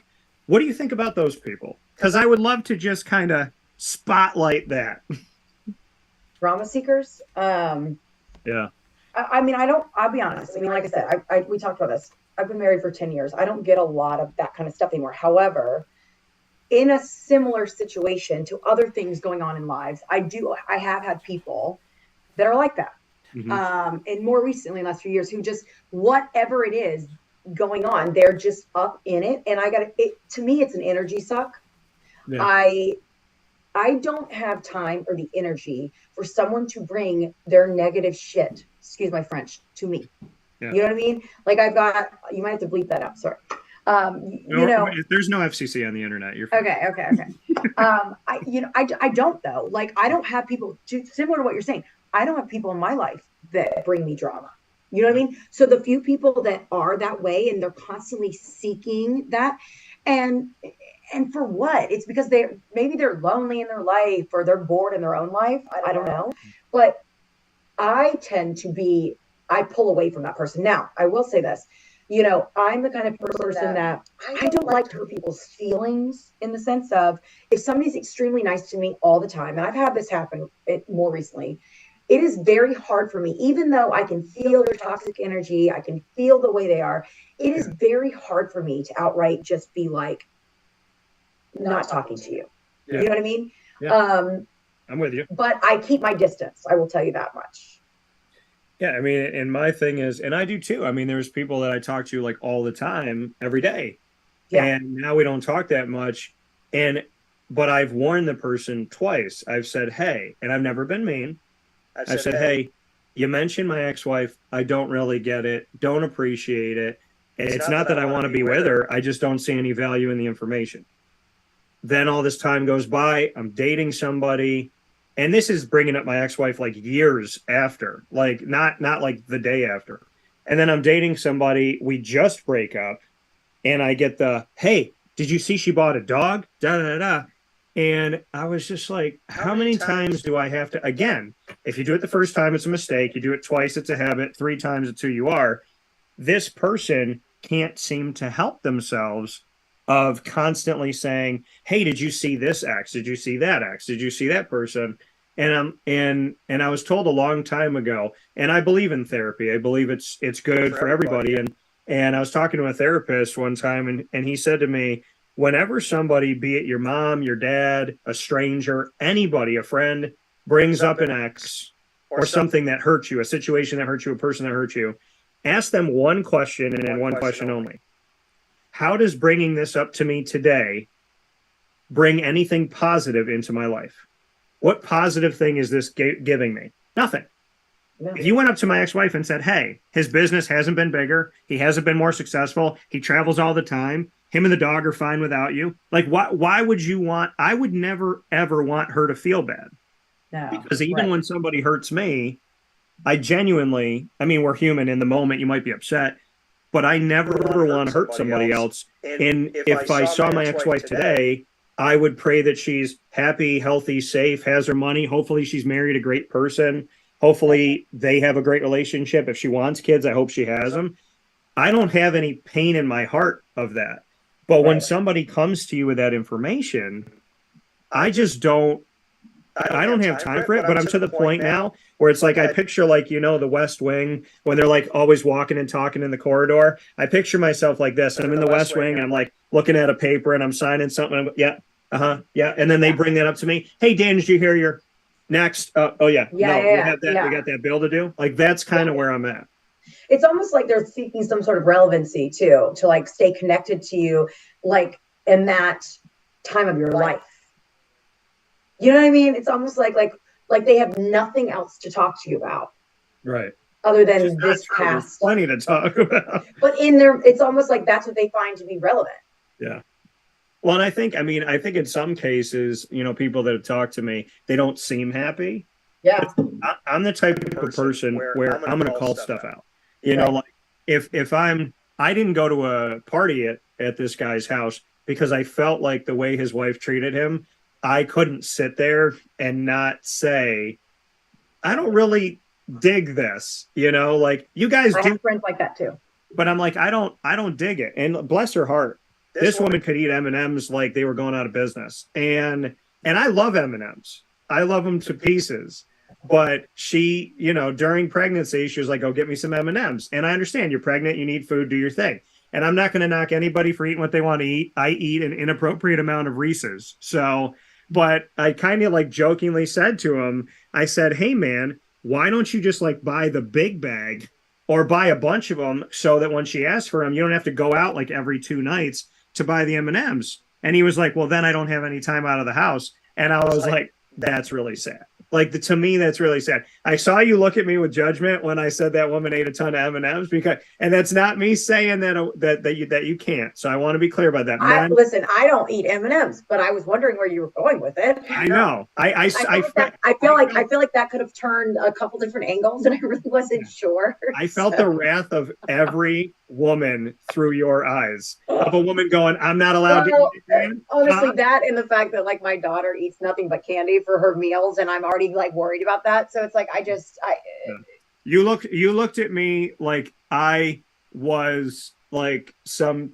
what's the guy from Married with Children, that guy. You made me feel like I was that husband. I'm not. Yeah, right. But I kind of thought we might be going that direction. So I was like, no, where's he going with this? No, because I want M&Ms, and that I don't want to be with a woman who's like, "Dan, you can't eat M&Ms." Listen, you shouldn't eat like 50 billion of them. What I was getting at was she was she was eating them, and every 2 days going, go get me M&Ms, go get me M&Ms. And then I was like, dude, just like buy a bunch. And he's like, well, then I can't leave the house. And that was sad. And then I asked her, what do you do for him? Like, he does all these things for you, and I know all these things he does for you. Just out of curiosity, like, what do you do for him? And her response was, when he's a good boy and he does what he's told, we're okay with each other. And I was like, that's not what I asked you. And your response was, when he does his chores, we're fine. I asked you what you do for him, and you made it sound like he's one of your kids. So that's where I'm like, you know what, I shouldn't go to this house because I'm going to get in trouble. But with all due respect, ladies, eat your M&Ms, and I will gladly share them with you. Just please don't eat all of them, because I am that type of person where if you come in my house and I have one more Reese's in my dish and you go to that, I've learned that I have a stash of food that I put out, and I have a stash that I hide, because I have friends that come over that are repeat offenders that will like dig their paws through there. One of the guys knows who he is, and he'll flip through all of the Three Musketeers to find the 2 Twix that I buried, and he won't eat one, he'll eat both, and then I have to go buy more, and I'm not okay with that. I'm that way over my kids. My kids, they have like these little kid Cliff Bar things for their lunches because they're prepackaged, and I am that way because I have a kid down the street that comes over and he wants to eat the Cliff Bar things. I'm like, no, they're for my kid's lunch, so I have to hide them and I have to put them down. And like, it's kind of where the kid comes over asking for snacks. I'm like, no, go home. Like, I hate to be that way, but people do, like, they make themselves up right at home. Yeah, no, I think a lot of people do that. And I feel like I'm going to be the dad that's going to be like, I'll call the parent and be like, okay, I don't beat it's uncomfortable, trust me. I'd be like, I don't beat my kids, but your kid is putting me in a place right now that you need to pick them up. But you need had that happen a little bit this weekend. Because I'm not going to hurt them, right? But I feel like I'm Italian and Hispanic. I think that dangling the child over a balcony, letting them know that I'm serious about what I'm talking about. So today I have made women think they can't eat their food, which is not true. And I've threatened to dangle a child over a thing. No, I think, I mean, and I respond very bad. And I feel like when you tell me not to eat something, it's what you want to eat. But I mean, I do want a woman in my life that's like, hey, Dan, should we have 5 Reese's peanut butter cups today? Maybe let's have 4, because I can't have them in the house. I really can't, because I don't eat candy unless it's there. I will never eat chips unless they're in the house. I won't eat donuts an entire year. But if you go to Linkport Bakery in Syracuse, New York, and you bring those donuts to my doorstep, it'll be hard for me to not eat them all on the same day. Yeah, I'm a big believer in don't have it in the house. Whatever it is that you don't have it, just don't have it in the house. Doritos and Oreos are like crack to me. I can't have them in my house. I think to a lot of people, I think that's a very common addiction. Right. Yeah, it's funny. It's society makes it really hard right now, because I feel like you can't say what you're trying to say without getting some sort of judgment. Right. But it is okay to be spouse or relationship, whatever, and to, work together to lead a healthy lifestyle. Like, that is okay. But unfortunately, if you slightly say it wrong, it appears as if you're saying, don't eat M&Ms. My brain was like putting an alert, and like the red like cop car thing was spinning in my head going, Dan, when you say this, be careful, because if you pause in the wrong place, then women are going to be like, what do you mean I can't eat my food? Because I met up with a friend that I hadn't seen since elementary school in 25 years. And I said that similarly. I was like, oh yeah, this one girl, like my buddy's girlfriend, her wife, eats all these M&Ms, and she paused and she goes, do you have a problem with women eating what they want? And I was like, wait, I didn't even there was a comma in my sentence. There was a comma here. Can you back up for a second? Did you just say elementary? I knew you were going to stop me. I've just never heard it pronounced. Because in the South, it's elementary. Yeah. In New York, it's elementary. Okay, I was going to say, I actually have never heard it pronounced that way. So I'm going to New York tomorrow. I'm going to use that in a sense and see if anyone notices.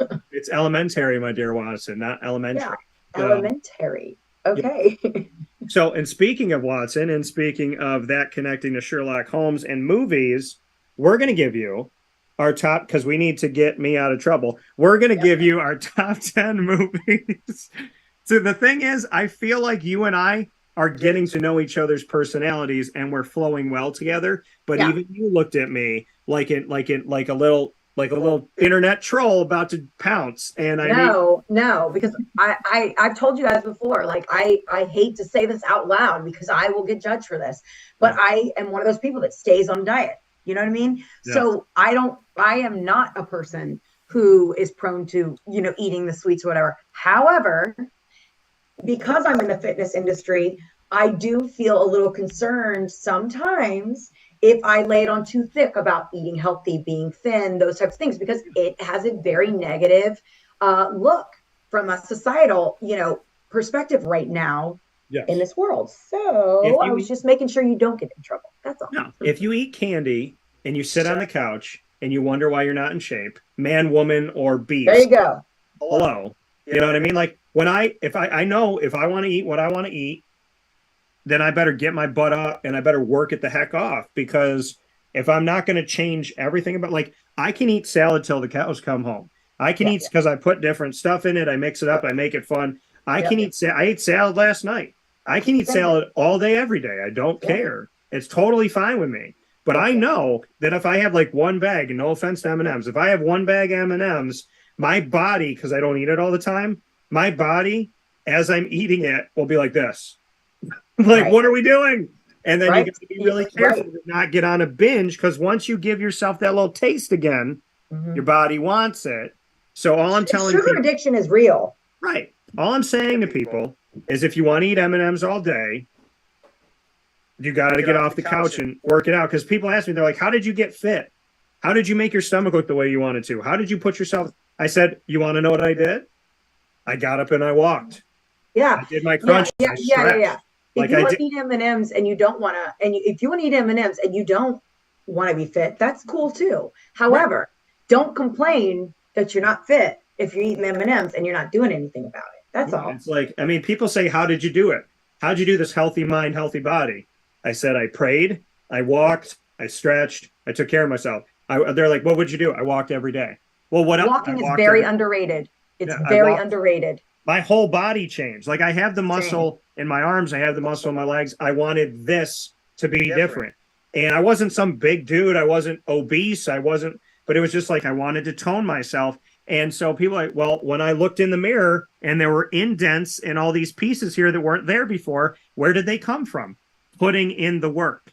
Right. You can't sit and watch television all day and say, why don't I have six-pack abs? Because you're sitting and watching TV. If you want it, you got to work for it. And I think we live in a society, a microwave society, that tells people, if you think you want it, it'll appear. Oh, I want money. And then people go, well, I don't believe in God because I said I wanted money and DuckTales didn't drop that giant coin purse in my lap. If you want, I mean, there's a thing about God where a woman went into the church and she's very faithful. There's like a parable about this. And so she goes into the church and she's sitting and she kneels at the altar. She says, God, my family's hurting. I really need money right now. Can you please give me the money? I don't ask for much. I'm here every week. You know it. Can you please just give me some money? Nothing happens. She comes back a week later. She sits in the front pew, gets down on her knees, prays again. Same prayer. Nothing. Middle of the church. Hey, God, didn't know if you heard what I was saying, but this is what I need. You know, I've been faithful. Last time she comes in, she's not even kneeling. She's standing in the back of the church in the doorway with the door open, screaming at the altar, pointing her finger. God, I've been here. I've been faithful. I bring my family here. I come here every Sunday. I asked you for one thing. Why didn't you give it to me? And she heard a booming voice come through the church that said, you have to buy a ticket first. And I feel like that's what people need to understand. If you want something in life, it's not good enough to want it. Everybody wants things, but I always liken the world to a football stadium. There's 70,000 seats and 22 players. 70,000 people plus 22 want things to happen. But of those 70,000, 22 of them are working toward it. The other 70,000 are saying they can do it better or they want it. Everybody in life has dreams. Right. But it's not good enough to stay asleep and think about them. If you're not willing to wake up, get out of bed and do something about it, don't complain. Well, it's the manifesting stuff, right? Like I do believe in manifesting, but you can't manifest and expect things to drop in your lap. You can't just put things in the universe and expect it to drop in your lap. That's not how it works. Like it's like, not to get back to dating, but similar. Like you can't say like I want to find the love of my life, but never leave your house. You know what I mean? Because she's not going to come to your doorstep. Right. So unless she's my mail carrier, it's not correct. Right. The one caveat, right? But it's. I know Kim Kardashian gets a lot of slack, but her, nobody wants to get up and work anymore. It's true though. You got to work for things still. It's like people don't become a success overnight. What happens is they put in the work, they believed in themselves, and then all of a sudden it appears to everyone else they became a success overnight. Yeah. Oh yeah, because people are like, oh, look at what you do, look at that, and it's like, yeah, well, nobody knows that Brad Pitt might have went 10 years acting, and he was on off Broadway, and nobody was paying any attention to him, or the fact that Kevin Hart was in a ton of movies with one line, many years before he became relevant. I mean, he said it. He's like, he was performing at dive bar situation. He's like, I'm in dive bars performing in front of 10 people, and they were all my family. It was my aunts, my uncles, my mom. Like, I mean, he said it. And that's the thing, people make fun of you. It's like, oh, Dan, you did a show. There was 10 people there, and 2 of them were your parents. Okay, well, that's how Kevin Hart started. I think I'll be okay. Right. And why wouldn't you want? That's it. My parents should always be in the audience. They should always be there. My best friend should be there. The people that work with me should be there. All my friends should be in that audience. That's how it should be. I'm tired of people shaming people that are doing. If you're out there doing it, and you're doing a comedy show and one person shows up, or you got a broadcast and one person listens, or you got a fitness class and one person goes, I'm tired of people ripping on those people, because at least we had the balls to do it. Right. And we're out there trying to make it happen, trying to gain more fans, trying to do those things. I mean, people are bored, man. That's what I have to say. People are bored. There's a lot of people not working hard is what I'll say, because they got way too much. They're not. And they're very judgy of people that are. Well, they have to be. Because if anybody, they don't have any dreams or any passions of their own. No, I said, you know what? Why don't I come into your cubicle and shake your cubicle and take your mug and throw it at the wall and say that your wife is ugly and you're stupid and you can't get this and you can't do anything and you should kill yourself. Why don't I come to your cubicle and do that? I can't, because you would be bawling your eyes out on the brink of jumping off a cliff if I said that to you. Most bullies in life, if not all of them, cannot handle being bullied. Hence why they bully. If I look like I'm the aggressor, nobody will come and aggress me. That's how I look at it. But there's those of us that work hard, and I'm here to honor with Andrea today the people that work hard. And if you're not on the top 10 list of our movies, it doesn't mean you didn't work hard, and it doesn't mean it just means we didn't watch a whole lot of movies this year. That's all. Yeah, and it also means, and I'm going to tell you right now, I am not going to take anything from Chris Hemsworth, Tessa Thompson, Natalie Portman, Taika Waititi, and the whole gang of Thor Thunder. But that was by far the worst Marvel movie I've seen in a lifetime. And I saw it 4 times. I put my money where my mouth was. I wanted it to be good. Superpowered pop. We talk all about these shows. I tried and I tried and I tried and I tried. But that movie did not take from the comics. There was a lot of propaganda in the movie. There was a lot of pandering toward people.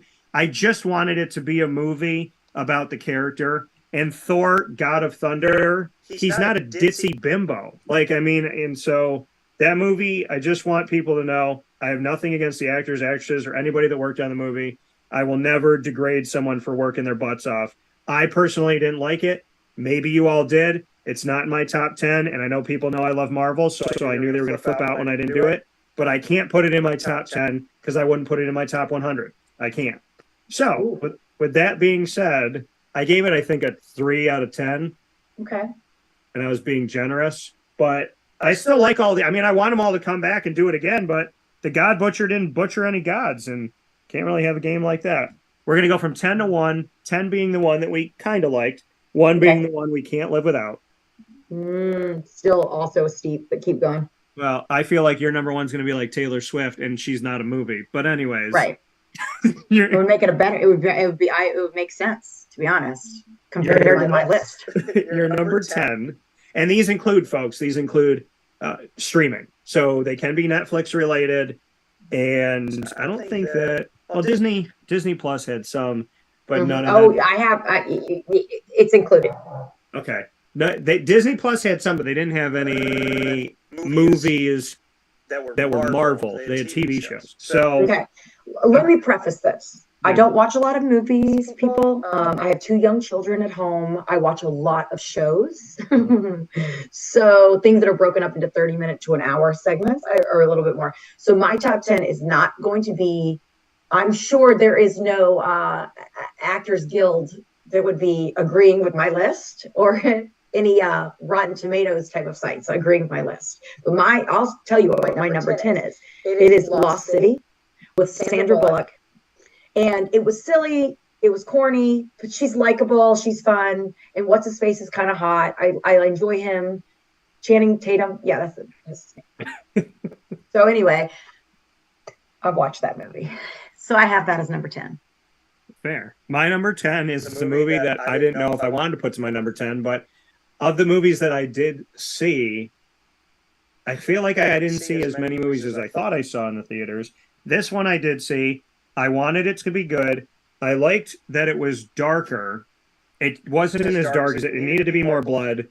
There needed to be more of a call to action in this movie. And both post-credit scenes totally screwed with the Marvel Cinematic Universe's multiverse.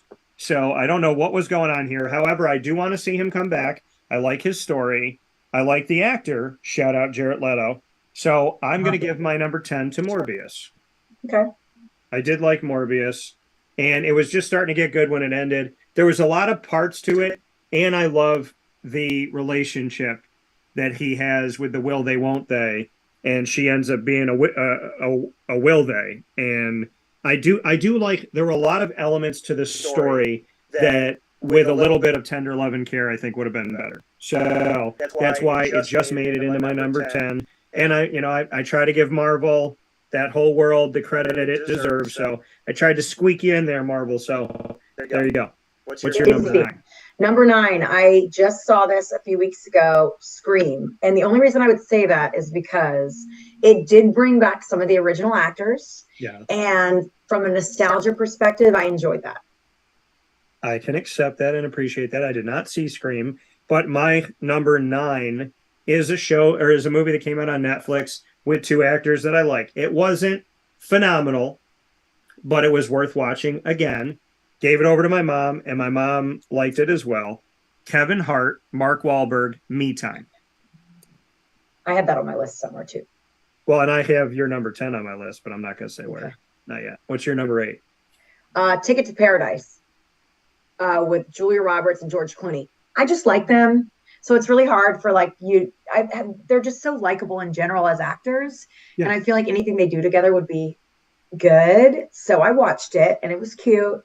Little rom-com.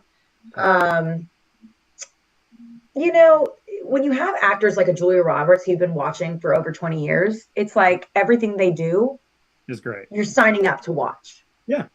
Yeah, I mean, I think my thing, I have that with Robin Williams. I have that with Jim Carrey. Yeah. I have Jennifer Aniston. Yeah, same. I've also, when people are like, who's your lifetime crush? She's on it. So yeah, she's probably number 1. But again, she's a beautiful lady and she's very timeless. My number 8 goes to a woman who I appreciate and an actor that I do as well. And this was on your list. I like this movie. I saw it in theaters. I very much enjoyed it more than I thought I would. The Lost City. So okay, yeah, I'm gonna give it some love and some credit. I like romantic comedies. I also realize in dating, when a woman's like, I'll watch anything except for rom-coms, I'm like, well, this isn't going to work out because life is a rom-com. Life is full of romantic comedy. I mean, I don't think that I think my life is just like a very long, like when you're telling a joke and you got a long setup. I feel like my rom-com has had such a long setup that when it finally hits, I'm like, oh, hell yeah. But it's not going to work anyway because you like to watch it. So if they say, I don't like to watch rom-coms, right off the bat, that's not going to be fit for you because you like it. Right. It's like, well, what am I supposed to do? You know what I mean? I remember she's like, Send them home. the girl said, she goes, I love messy drama. And I'm like, ew to both of those things. Like, Right. I'll watch CSI, but I don't like messy drama. That makes it sound like somebody murdered somebody and didn't clean up the blood right. So, Or Housewives, which which I love, by the way. you need to stop, because you and I, we're good. Okay. I think we're becoming the tandem that everybody wants to hear in the morning. So you need to, it's going to make for good radio and good TV, but I'm going to have some issue with you. We're going to have a lot of arguments over that. it's so normal to like Housewives. We're going to duke it out. We're going to. It's quality television. Everything you're saying is making my stomach very aggravated right now. All right, let me go with number 7 then, okay? Yes. Talk about messy drama. I picked for number 7 a hope it's the super weird movie. Oh, I think you're going to pick the one I picked. Deep Water. No. Does start with a D though. Okay, Deep Water with Ben Affleck. Super weird. And the way it ended, I don't want to give it away if you haven't seen it, but the way it ended, I'll just say I really wasn't clear on who killed who in it. It was just strange, but I do like him. And I am a fan of him. And I'm a big fan of him and J-Lo back together, I have to say, on a whole nother subject. But I do like him, so I wanted to give him the support of watching it. One of the best things in Hollywood that I hope works out is Ben Affleck and J-Lo. Me too. Really Me do. too. I'm a fan of them both. Me Bringing it too. together.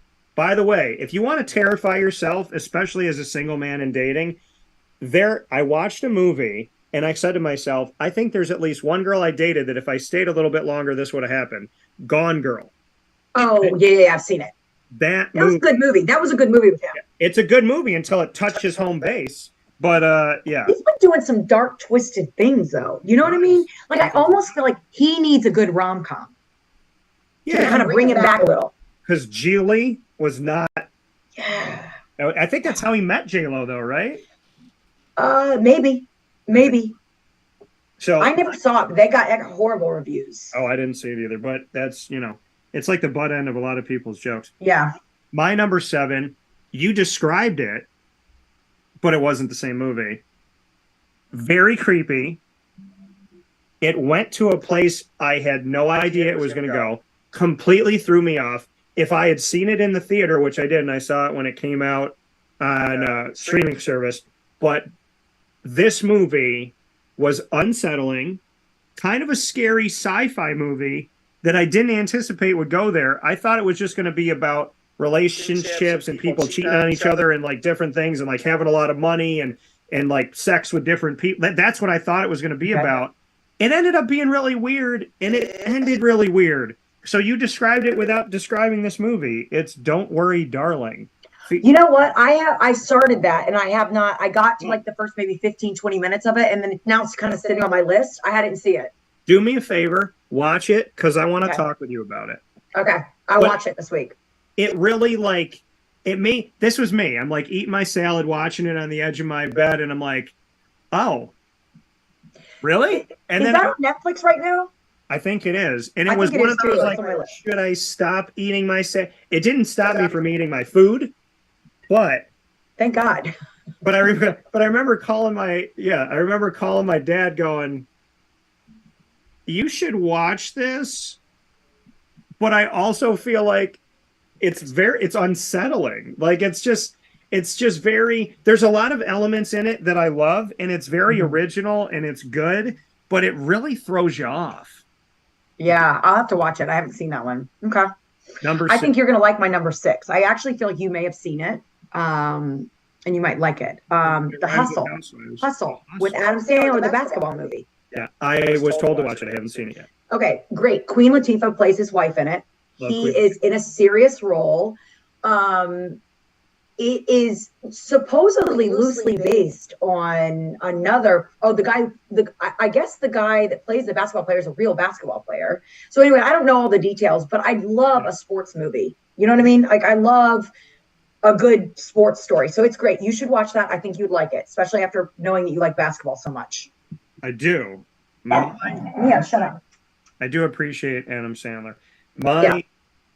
And you know what? if America ever had a queen, it would have to be Latifah. Yeah, that's true. I genuinely, her personality, I would marry her personality.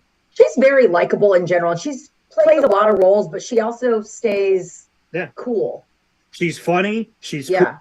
She's funny. She can give it to you. Like, she can dish it and take it.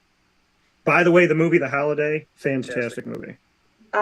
She also is a wonderful rapper, UNITY.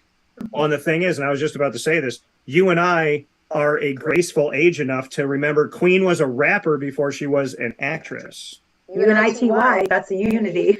Yes. I mean, I can play the song for you guys if you want. Such a good, Queen. I tell people that all the time. I'm like, I'm seasoned enough of a veteran to know Queen when she was a rapper. For sure. My number 6 is my first Marvel movie to make my list, and in other years they would be so much higher. But my number 6, I put it right in the middle because I wanted to like it again.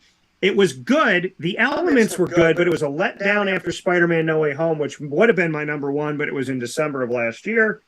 My number 6 is Doctor Strange 2, a.k.a. Doctor Strange and the Multiverse of Madness. Because there were good elements in it, I wanted to like it.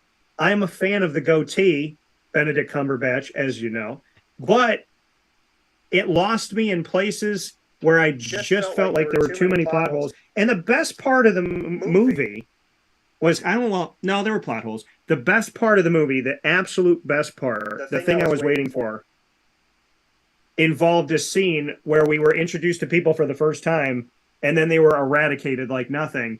And then I asked somebody who actually was in the movie, in that scene, and I'm sworn to secrecy on a lot of things, but we talked about something, and I go, here's my theory, and he goes, nope. And I was like, so it just sucked? Like, I mean, I was like, really? Like, that's not what I thought. I was like, really? Like, no, this is what it is. I want to give Marvel credit. They're probably doing this, this, and this. And he goes, no, Dan. And so Doctor Strange, you made my list. I'm loving you up, but you got me up for a little bit of a letdown. That's why you're number 6. See, I haven't seen any of these, which is shocking because I have a son that is into this kind of stuff, but I haven't seen any. But all right, my number 5 is the same as one of yours. It's Me Time with Kevin Hart and Mark Wahlberg. They're funny together. It's likable. They're just funny together. And honestly, like, to me, Kevin Hart, he can do no wrong.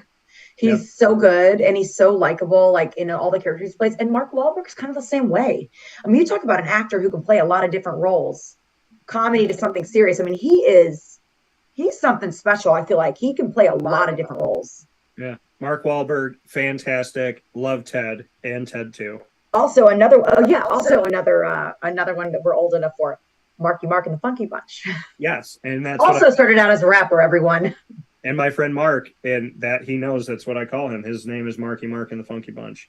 Number 5 for me, I never thought I'd watch these movies because I didn't know how. I'll put it to you like this. Okay, I love Grandmama, and I think that Tyler Perry owes some money to Larry Johnson because Medea looks like Grandmama. And I never thought that I would watch the Medea movies because I didn't really know what to anticipate from them. And then I watched 1, and then I watched 2, and then I watched 3, and then it kept going. And I'm confident in my movie screenwriting because I do want to do that at some point in my life. I'm confident that I can, like, really piece apart a movie as a screenwriter while I'm watching. I try not to, but there was an intro to one of the Medea movies, and I was sitting on the couch, and I said to somebody that had already seen it, I looked right at them and I go, oh, a woman gets beat up by her husband or boyfriend in this movie, don't they? And she looked, it was the intro. It was because I saw that because it was the music, like the montage, the petals falling, and the song by Toni Braxton. I literally said in the first few minutes, it was like the first 2 minutes of it, I said, oh, I know that a woman gets beat up by her husband. I'm going to get really pissed off in this movie because of that. And she's like, no. And sure enough, like in the first 10 minutes, it happens. And it's a comedy, right? Well, he does comedies and serious ones, but I knew it just based on the rose petals and the Toni Braxton song. But Medea, you do it right. Tyler Perry, I'm a fan. And he did one for Netflix, and Medea Homecoming was funny as all get out. So I'm going to give it to them in my number 5. Okay. All right. So this, I'm probably number 4 going to get some slack for. because it is a documentary movie with somebody we like, Halftime with J-Lo. I loved it. So I was like a dancer, cheerleader growing up or whatever. So to watch like the scenes of them practicing, getting ready for the Super Bowl and doing like all these great things, I loved it. I loved every bit of it. And I'm a huge documentary fan anyway. And back to the point of, we really want J-Lo and Ben to succeed. Yes. I thought Halftime was really nicely done from a documentary standpoint. So I would highly recommend watching that movie. Yeah, I want them to succeed so very much. My number 4 is a comedian I never knew I liked until I got invited by a couple to go see him in Syracuse. And he was playing at Funny Bone in Syracuse in Destiny USA Mall. I went in, didn't know anything about him. I laughed harder than I probably laughed at any show I've ever been to in my life. And then I wrote to him. Well, I think I met him after. Oh, I met him after. Talked to him about his sister who is fighting lupus. God bless her. And then I wrote to him on social media. He wrote back to me. And I went to go see this movie. It is my number 4. I love it. And I cannot believe that there was a reference to Lil Wayne in this movie that nobody else in the theater picked up except for me. And there was all different colors, shapes, and sizes in that theater. There was like a plethora of America there. And I picked up the Lil Wayne thing that apparently nobody else did. The Tiffany Haddish. She was wearing a cop outfit and she was looking beautiful in it. Oh, I know exactly what you're talking about. Yeah. And she looked right at Joe Coy in the movie. And he said, he's like, can we get together? And she's like, yeah. And he's like, can you wear that outfit when we do? She goes, what you think? This is Lil Wayne? So, and I looked around the room going, nobody remembers Mrs. Officer. But anyways, number 4, Easter Sunday with Joe Coy. It looked cute. I didn't see it, but it looked cute. I saw the previews. It looked cute. Very good. All right. Number 3. Mm-hmm. Okay. Again, this is where my list starts to be like, don't watch movies. Let me remind you guys, I have kids, okay? Zombies 3. Now let me say this. Stop. I haven't seen the first 2. Listen, let me say, I was like, what the hell is this zombies movies? Like, these kids go to zombies in their high school. Like, what is going on? I thought it was so weird. Let me tell you guys something. Best Disney soundtrack I've ever heard in my life. My kids would get out of the car and I would still be listening. Stop. You're like, you look very confused. It is. You know what? There's got to be some parents right now. They're like, oh, I love those zombie songs. Anyway, very good. And listen, the message of it all is, don't eat people. Don't judge a book by its cover. Yeah. Yes. But don't judge a book by its cover. It's a wonderful little message. Don't date women that stare at walls. So, my number 3, I love it. That was so great. That was wonderful. I don't know. That's going to sit in my brain for a while. I'm going to text you about that probably most of today. Well, there's 3 versions you can watch, 1, 2, and 3. So you can check one out. I can't. My number 3 is on Netflix. And I didn't know that I would like this movie. I was looking, I'm always looking for new movies. So I always go to Netflix, and my aunt and my uncle that are like other parents to me, Papa Joe and Mary, they're so good at finding Netflix movies. And I haven't been, I'm not going to lie. I've been really not great at it, but I've gotten so much better this year, I think. I'm proud of myself. I found like this an award. Like it's an award. I've gotten so much better. I have sat there and I've really looked through the titles and I've read about it. Because it usually takes me an hour and a half and I end up going to sleep and watching new. So my number 3, the movie that I found, because I love weddings. I want to crash one. It's not Wedding Crash because that came years ago. Love that movie though. I do too. And it's back on Netflix, hopefully forever. So I found this movie. I watched it multiple times. Big shout out to a cast that a lot of people maybe have never seen anybody in this cast before. I thought they were fantastic. I'd watch them all again. Wedding Season on Netflix. Great romantic comedy. I don't think I've seen it. Who's in that? There's, oh my gosh, it's a bunch of people that I've never, I knew you were going to ask me. It's a bunch of people I've never seen before. So Wedding Season's cast, I'll tell you right now. So it is featuring, let me see here. So the cast is, let's see, Pallavi Sharda, Ariana Afsar, Suraj Sharma. Let's see who else in the movie. Veena Sood.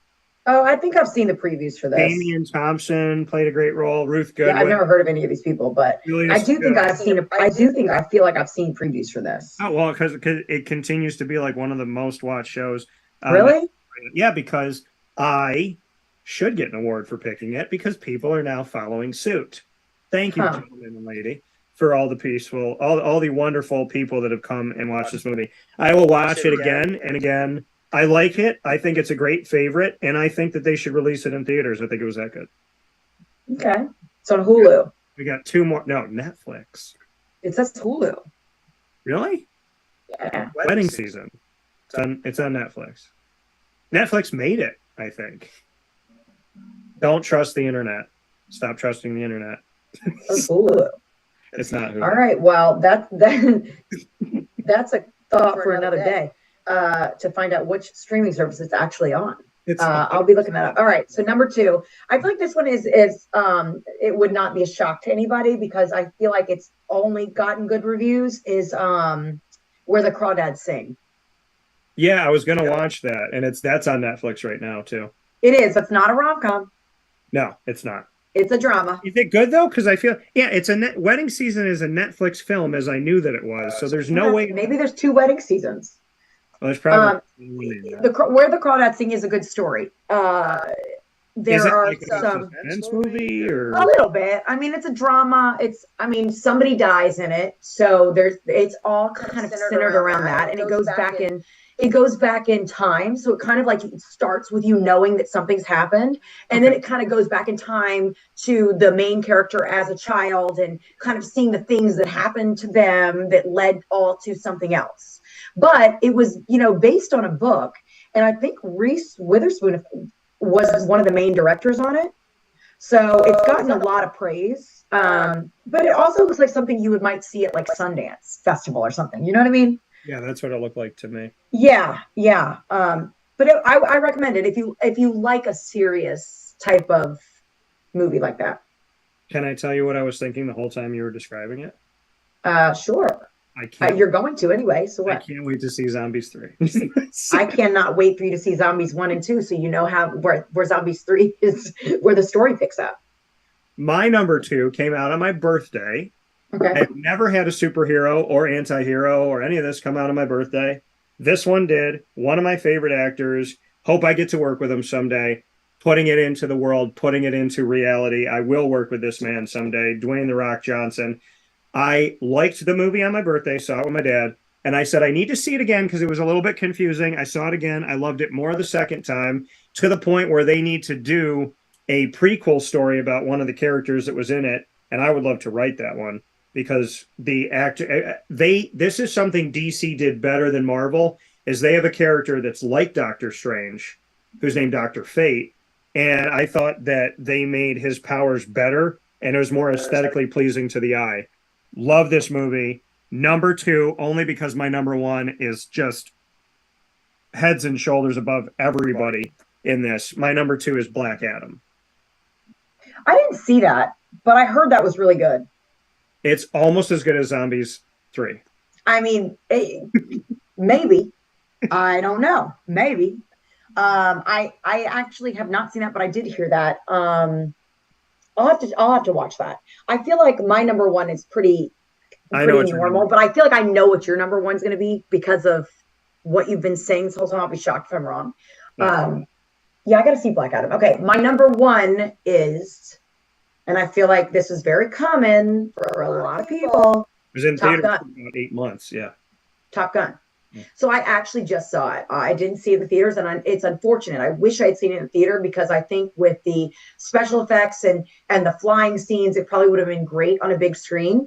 Yeah. I waited till it came out on Amazon to rent. But I think from another one where the nostalgia kind of takes over, it was just as good as the original Top Gun. Okay. Which I've heard several people say that too. I mean, the story was told really nicely, and it brought in a cast of new characters in a good way that you weren't left feeling like it wasn't like Saved by the Bell, the new class, where they come in and all of a sudden you're like, who are these people? You know what I mean? It was good though. It was good.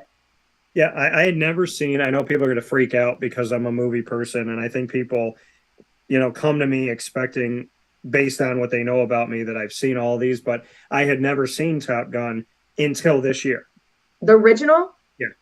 Wow. And my nickname is Iceman, but not because of the movie, because of X2, X-Men United, where Iceman is actually an iced man.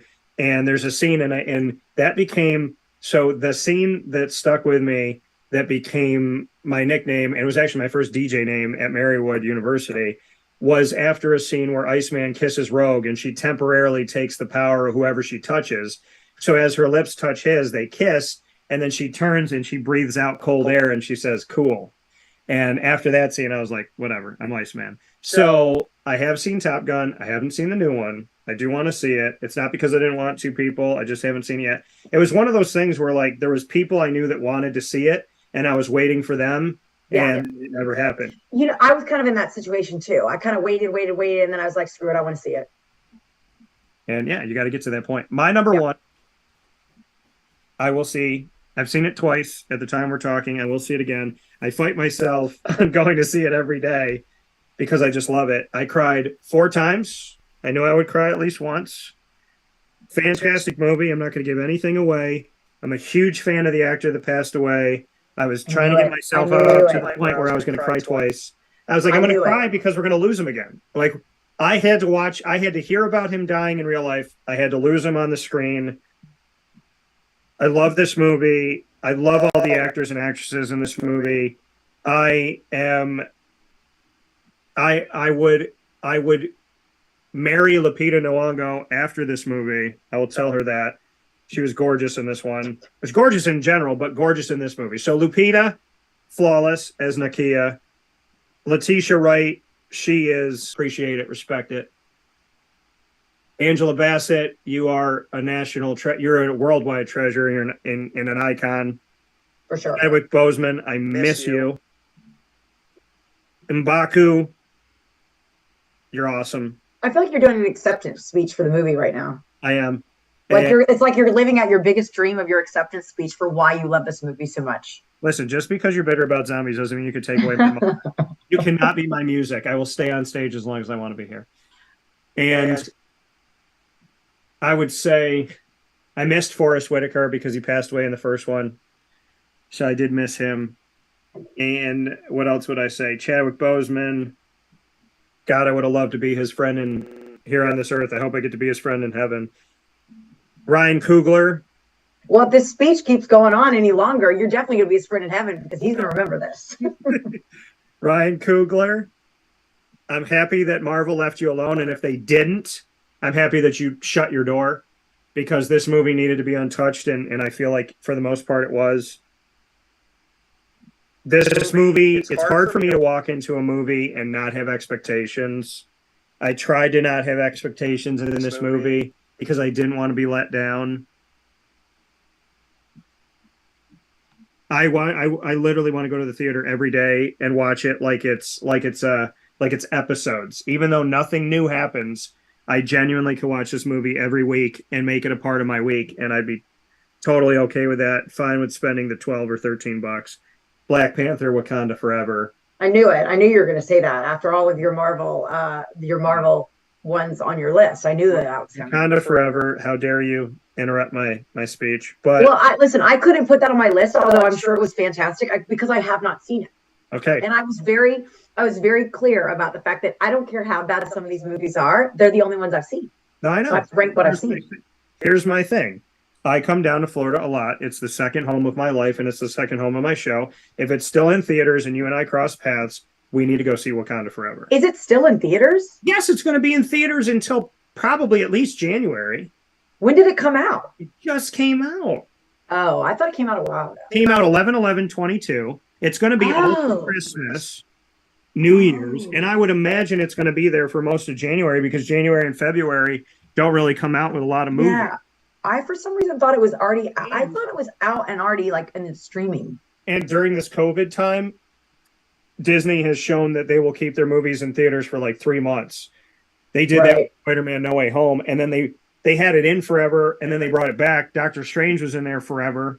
So I would imagine Black Panther Wakanda Forever is going to be in there at least through. I'm glad to hear it was so good, though, because some of the second movies aren't as good. So I am glad to hear that it's so good. And they had to change it because when they were originally writing the script, Chadwick was alive. Obviously. So this movie was, Was he the Black Panther? He's the Black Panther, right? In the first one. yes. So if he dies, then does somebody else take over Black Panther? And they're going to have to watch it. Okay. They're going to have to watch it and see. But no, this was, there was so many things in this movie that were good. And the more I listen to it, the more I like Rihanna's song "Lift Me Up," which is from Black Panther soundtrack. I saw that when I was doing all my music stuff. I saw that. And when we do our top 10 songs, that's going to be on there. It has to be for mine because it like makes you want to cry every time. Mine is and a musical I can't listen to it masterpiece. if I'm not in that headspace. If I don't want to cry driving. So you're definitely one of those people that gets in the car and you have to be in the mood for the sad music because then you can really like. Yeah. So I get like this. Like I only want to play one of my sad playlists if I'm in the mood to be sad. Right. I want to feel it. Like I want to feel. Yeah, I want all the feelings. Like I love country music, but I can't listen to country music if I'm not in that frame of mind. I got 2 country songs on my list too, by the way. Well, I'm happy that it's not all Taylor Swift. So it's not all Taylor Swift. But yeah, no, Black Panther Wakanda Forever. Genuinely, I can't say enough about it. And I own a lot of Black Panther merchandise. I became a fan of the character Black Panther probably about 2 years before the first movie came out. I was getting visibly upset because they kept moving the movie, and I was like, are they not going to make it? Then they made it, and I loved it. And I love the soundtrack. I love it so much that when I ask Alexa to play my favorites, there's a song on it that's not even one of Kendrick Lamar's songs. It's just like the music. And it's actually the same music that they play in the second one when they're going back to Wakanda.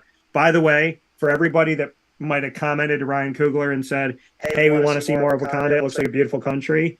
They have so many moments in this thing to just celebrate just like what Wakanda looks like the landscape of it. Yeah. And so, I mean, Ryan Coogler, you are incredible. And I hope that they let you do so many more movies at Marvel.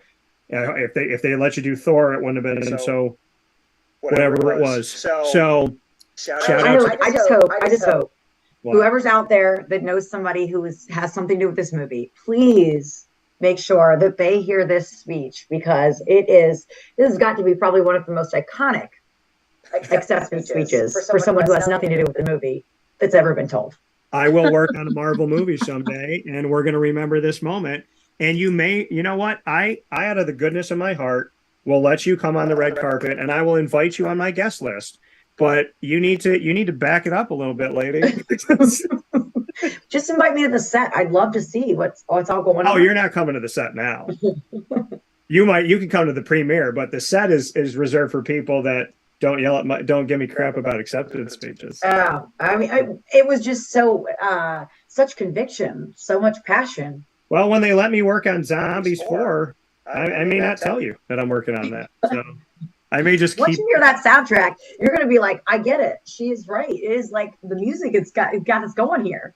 I like Pitch Perfect 1, 2, and 3 because that's a great movie. That is a great movie. Love acapella, love the soundtrack. By the way, that is a great movie. And every time I walk by it, I need to just buy it. But because I have a bunch of my vinyl, I will put my vinyl track list. I will put my vinyl record list up against anybody in the world. Really? My vinyl records, I need to have the Black Panther vinyl because I don't have it, and it's just all black with the necklace that has his suit in it. If anybody's out there trying to buy you a Christmas present, you've just told them what you'd like. Oh yeah, Kendrick Lamar can do no wrong in that soundtrack at all. He can't. I don't think Kendrick Lamar can do. You're gonna love this. I can already feel it. Kendrick Lamar has a song with Taylor Swift. Mm-hmm. Just saying. Just saying. Making good decisions in his career. And for this episode of Wake Up Call, Kendrick Lamar, Taylor Swift, right over there. That's Taylor. Here's Kendrick. But, I mean, Black Panther, Wakanda Forever. I think you're one of my favorite. You're my top 20 all time right now of anything. And yeah, we came a long way from Morbius to Black Panther, Wakanda Forever. But such a great movie. Can't wait for what's to come. Black Panther, good stuff. And they perfectly perfectly did something that makes Chadwick Boseman live on forever. And that's probably my favorite part. It is my favorite part. All right. Well, I'm sold. Yeah. I have to see it now. I'm sold on it. I'm happy I sold a ticket to the Black Panther Wakanda. I think you've sold it to a lot of people today. Good. I think Well, go see the dang movie. People would have been waiting. It's on November 11th. 11/11/22. I was there on opening day, which was also Veterans Day. I was there on opening day. I went to see it again. I'm going to see it when I come down to Florida for Jaguars Cowboys. I'm coming to see it. That's my birthday. That's my Christmas gift to my brother. We're called the Meatballs. So Meatball 1 and 2. It's our birthday gift or our Christmas gift to each other. So I'm taking him to the movie. He's taking me to dinner. Okay. And I'm also seeing it with my buddy Ross. So I will have seen this movie at least 4 times. And out of respect for this movie, I will see it more than 4 because I saw Thor 4 times. And that was just because I was trying to find something good with it that I struggled to find. Eternity was in it, and that was cool. So that was yeah. You didn't sell me on Thor at all, but you did sell me on this one. Not trying. I think that there's probably some listeners that I've sold on zombies. Just saying. I love your positivity. So with that being said, we went to a lot of places as we always do. This has been DT and Andrea. The open door policy is wide open on this one. We did our top 10 of 2022 for movies. We got plenty coming up with songs and a bunch of other things when it comes to the two of us being together. We have become the show that I want to wake up in the morning and listen to. So thank you to everybody that has come to listen and watch Andrea and I, Andrea Smith, myself, Dan Tortora. We are here on Wake Up Call in the Cafe Kubal Studios. Thank you as always to my better half, I guess I'll say. I cannot wait to share my playlist next.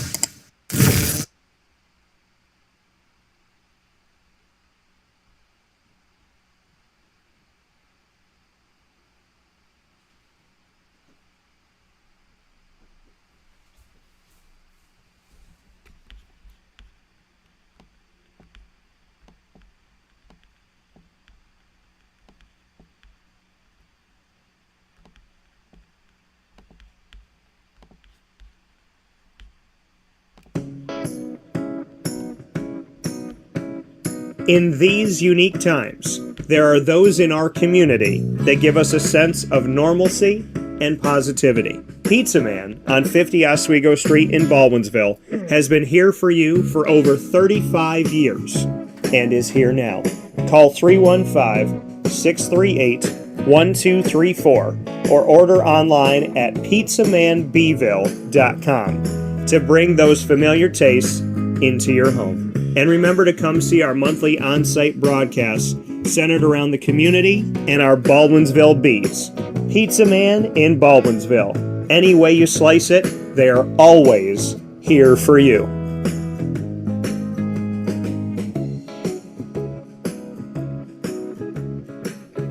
This is Jimmer Sikowski, owner-operator of Chick-fil-A Cicero, 7916 Brewerton Road in Cicero, right in front of the Home Depot. I had a deep feeling that God wanted me to do something bigger with my life and to help people, help others. I kept putting Chick-fil-A in my life, and I realized as I was going through the franchise selection process that positively impacting the lives of others was really core to what we do here at Chick-fil-A. First of all, it starts with the food. The food is brought in fresh daily. We bring in local produce. We prepare to order in the kitchen. We hand bread our chicken. We hand spin our milkshakes. It's great food. It doesn't taste like fast food. I think the second thing is the way people feel when they come in a Chick-fil-A restaurant. It's different. We try to treat people with intentional kindness here, which is very different and deeper than good customer service. And so I think it feels remarkable for most people to come in a Chick-fil-A restaurant.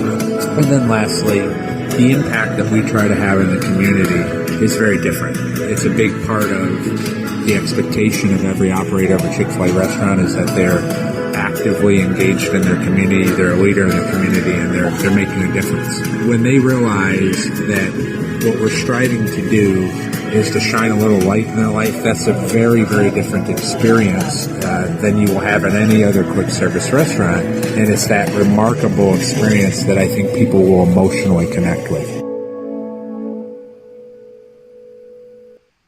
I'm George Townsend of Honda City with some good advice when buying a new car. The true cost of owning a new car is determined by the appraised value when you trade it. No vehicle appraises higher than a Honda. Next, look for low APRs and deep discounts. You also want low maintenance costs and great fuel economy. That's why my advice to you is to buy a new Honda. Looking pre-owned, visit our Honda Certified Used Car Center. Honda City, 7140 Henry Clay Boulevard, Liverpool, or HondaCity-CNY.com. It would be a pity if you don't shop at Honda City. Our corporate purpose at Chick-fil-A is to glorify God by being faithful stewards of all that's entrusted to us and to positively influence all those who come in contact with Chick-fil-A. And what became increasingly clear from our success in Cicero is that people love Chick-fil-A. And also I think we recognized that, we had a great opportunity to grow the brand and grow our platform. I felt incredibly grateful when I was selected to be a Chick-fil-A operator. I think what it's meant for me, what I've come to realize on a very deep level is that this is a calling for me. It's not a career. It's not a job. The Lord called me to be a Chick-fil-A operator and to use these restaurants to glorify Him and to positively influence other people. I'm blessed. I'm very blessed. Head to Chick-fil-A Clay on 3974 State Route 31 in Liverpool, New York.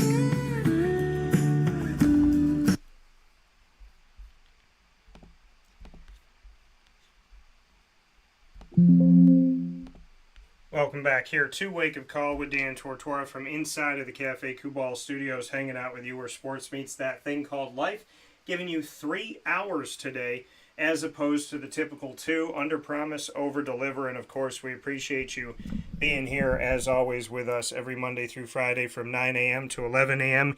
Eastern Time and beyond that on days like today. So thank you for spending your time hanging out with us, and definitely appreciate having you here where sports meets life on Wake Up Call with Dan Tortora. Of course, with all of our fantastic partners in the community, we proudly support Central and Upstate New York and beyond, and want to thank everybody that's watching and listening from Central and Upstate New York, as well as around the country and the world. So however you're tuned into the broadcast, thank you so much for being a part of it, and wherever you are, thank you for sharing your time with us, and we can't thank you enough and appreciate you enough for being a part of the show. So with that being said, I want to give a big thanks to our newest segment and my co-host for that segment here on Wake Up Call with Dan Tortora, inside of Dan Tortora Broadcast Media, Miss Andrea Smith, joining me for what we're calling 2 mics, no filter.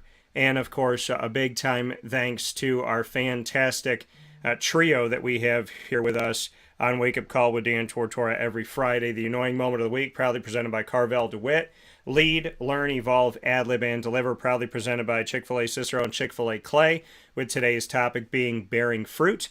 And my top dog of the week, my wonderful G-Mama. So, with that being said, we appreciate you being here, like I said, every Monday through Friday from 9 a.m. to 11 a.m. Eastern Time on mixlr.com, facebook.com, and youtube.com, all /Wake Up Call DT, as well as on facebook.com /live now DT, and on wakeupcalldt.com's homepage. So however you're connecting with us throughout the week, we appreciate you so very much. Of course, Wake Up Call with Dan Tortora is also available on your archives, so make sure you go to Amazon Music, Audible, as well as iHeartRadio, iTunes, and Apple Podcasts, MixLR, Player FM, Podbean, Podvine, Spotify, Stitcher, TuneIn, YouTube, and just search Wake Up Call with Dan Tortora. Definitely appreciate you being here. However you connect with us by downloading us, and all of these avenues are for free. I know a lot of places cost you a lot of money. If anything, not only have they charged you, but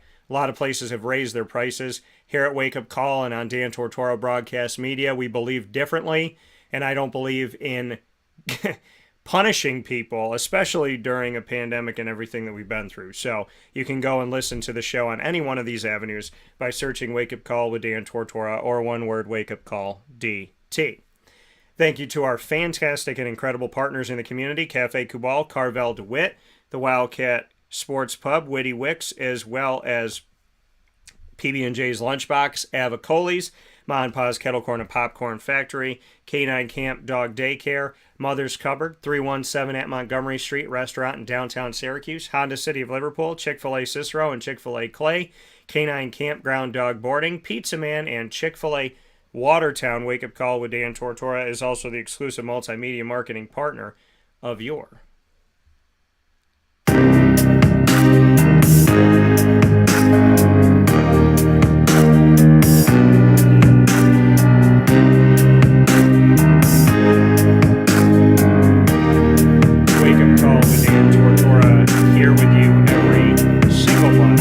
supporting all of the wonderful people on the Heights, Lemoyne Dolphins, and the fantastic community. Every first and third Wednesday of each month, we bring you Inside of Dolphin Time at 9 a.m. Eastern Time. We're proud to bring you AD and DT, like I said, every first and third Wednesday of each month, with Athletics Director Bob Beretta and myself, Dan Tortora, a.k.a. DT. Every second and fourth Wednesday, we bring you the Dolphin Dive, diving into the stories of student athletes, coaches, administration, future Dolphins, and alumni. You could check out all of this content by simply subscribing to our YouTube channel and searching for Dolphin Dive and AD and DT.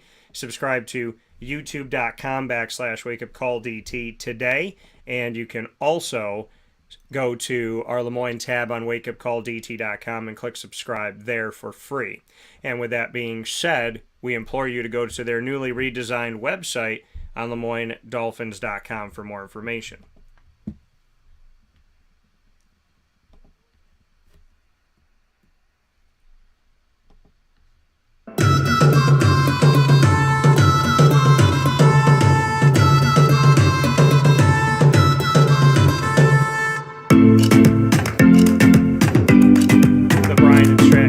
Bobcats of Syracuse are also exclusive multimedia marketing partners with Wake Up Call with Dan Tortora and Dan Tortora Broadcast Media.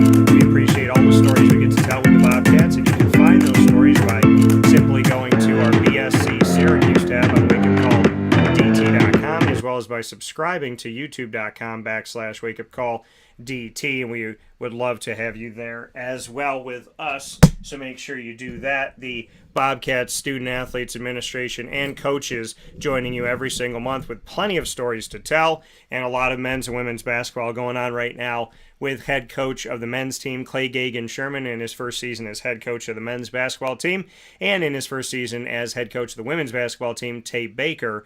Of course, student athletes have joined us from both of these teams heading into the season, and we look forward to everything we have to come. For all of our Bobcat Buzz discussions, like I said, go to the BSC Syracuse tab on wakeupcalldt.com and subscribe to us on youtube.com/wakeupcalldt and search Bobcat Buzz. For more information, go to syracuse.bscbobcats.com.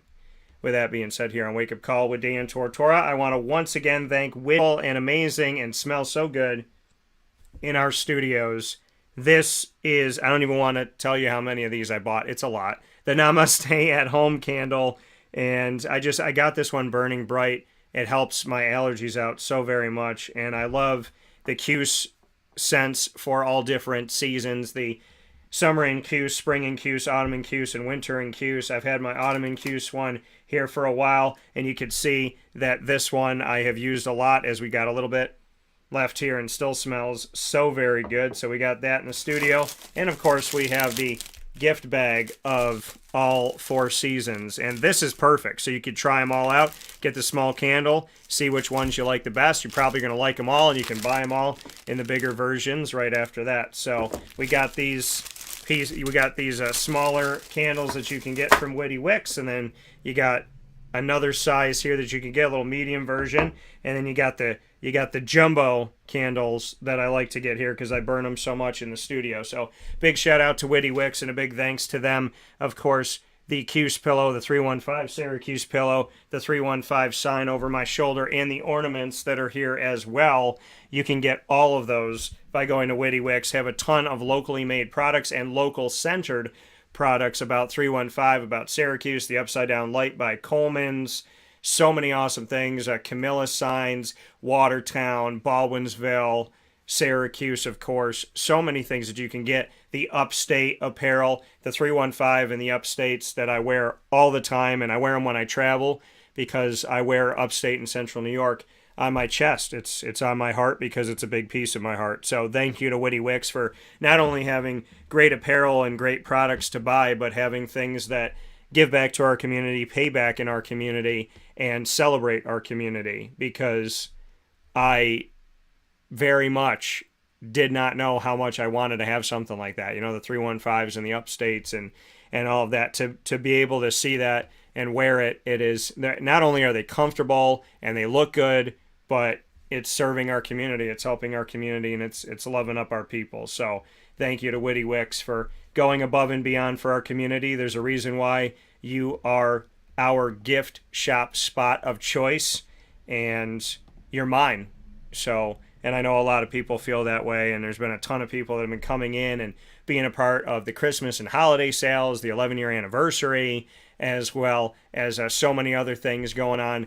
Guys' Night's going to be coming up here soon. They've done a bunch of wonderful, wonderful things at Witty Wicks, and, you know, I love shopping there, and I love what they have to offer. So thank you to Aubrey and the team for your vision to take your candles and make these incredible candles that smell so good and are so amazing and are made here in our community, and then going beyond that and bringing in other products from other people that just really celebrate who we are and celebrate the community that we grew up in, we love, and we're a part of. So Witty Wicks is well beyond just being a store. They're a community of people that loves and celebrates our upstate and central New York community and beyond. So many thanks to you for that. And they give back. They have companies there that give back to wonderful organizations. So when you shop at Witty Wicks, you're doing so much more than shopping. You're giving to our community, and you're giving to really great causes. So make sure you go out there today. 190 Township Boulevard in Camillus, New York. Big thanks to Cafe Cabal as our exclusive studio partner. Thanks to all of the wonderful companies with our segments, and a big thanks to Andrea Smith joining me for my newest segment on Wake Up Call with Dan Tortora inside of Dan Tortora Broadcast Media, entitled Two Mics, No Filter, featuring myself and bringing on my guest host, Andrea Smith. So with that being said, have a great day. Have a fantastic weekend. I look forward to seeing you soon. God bless. No stress.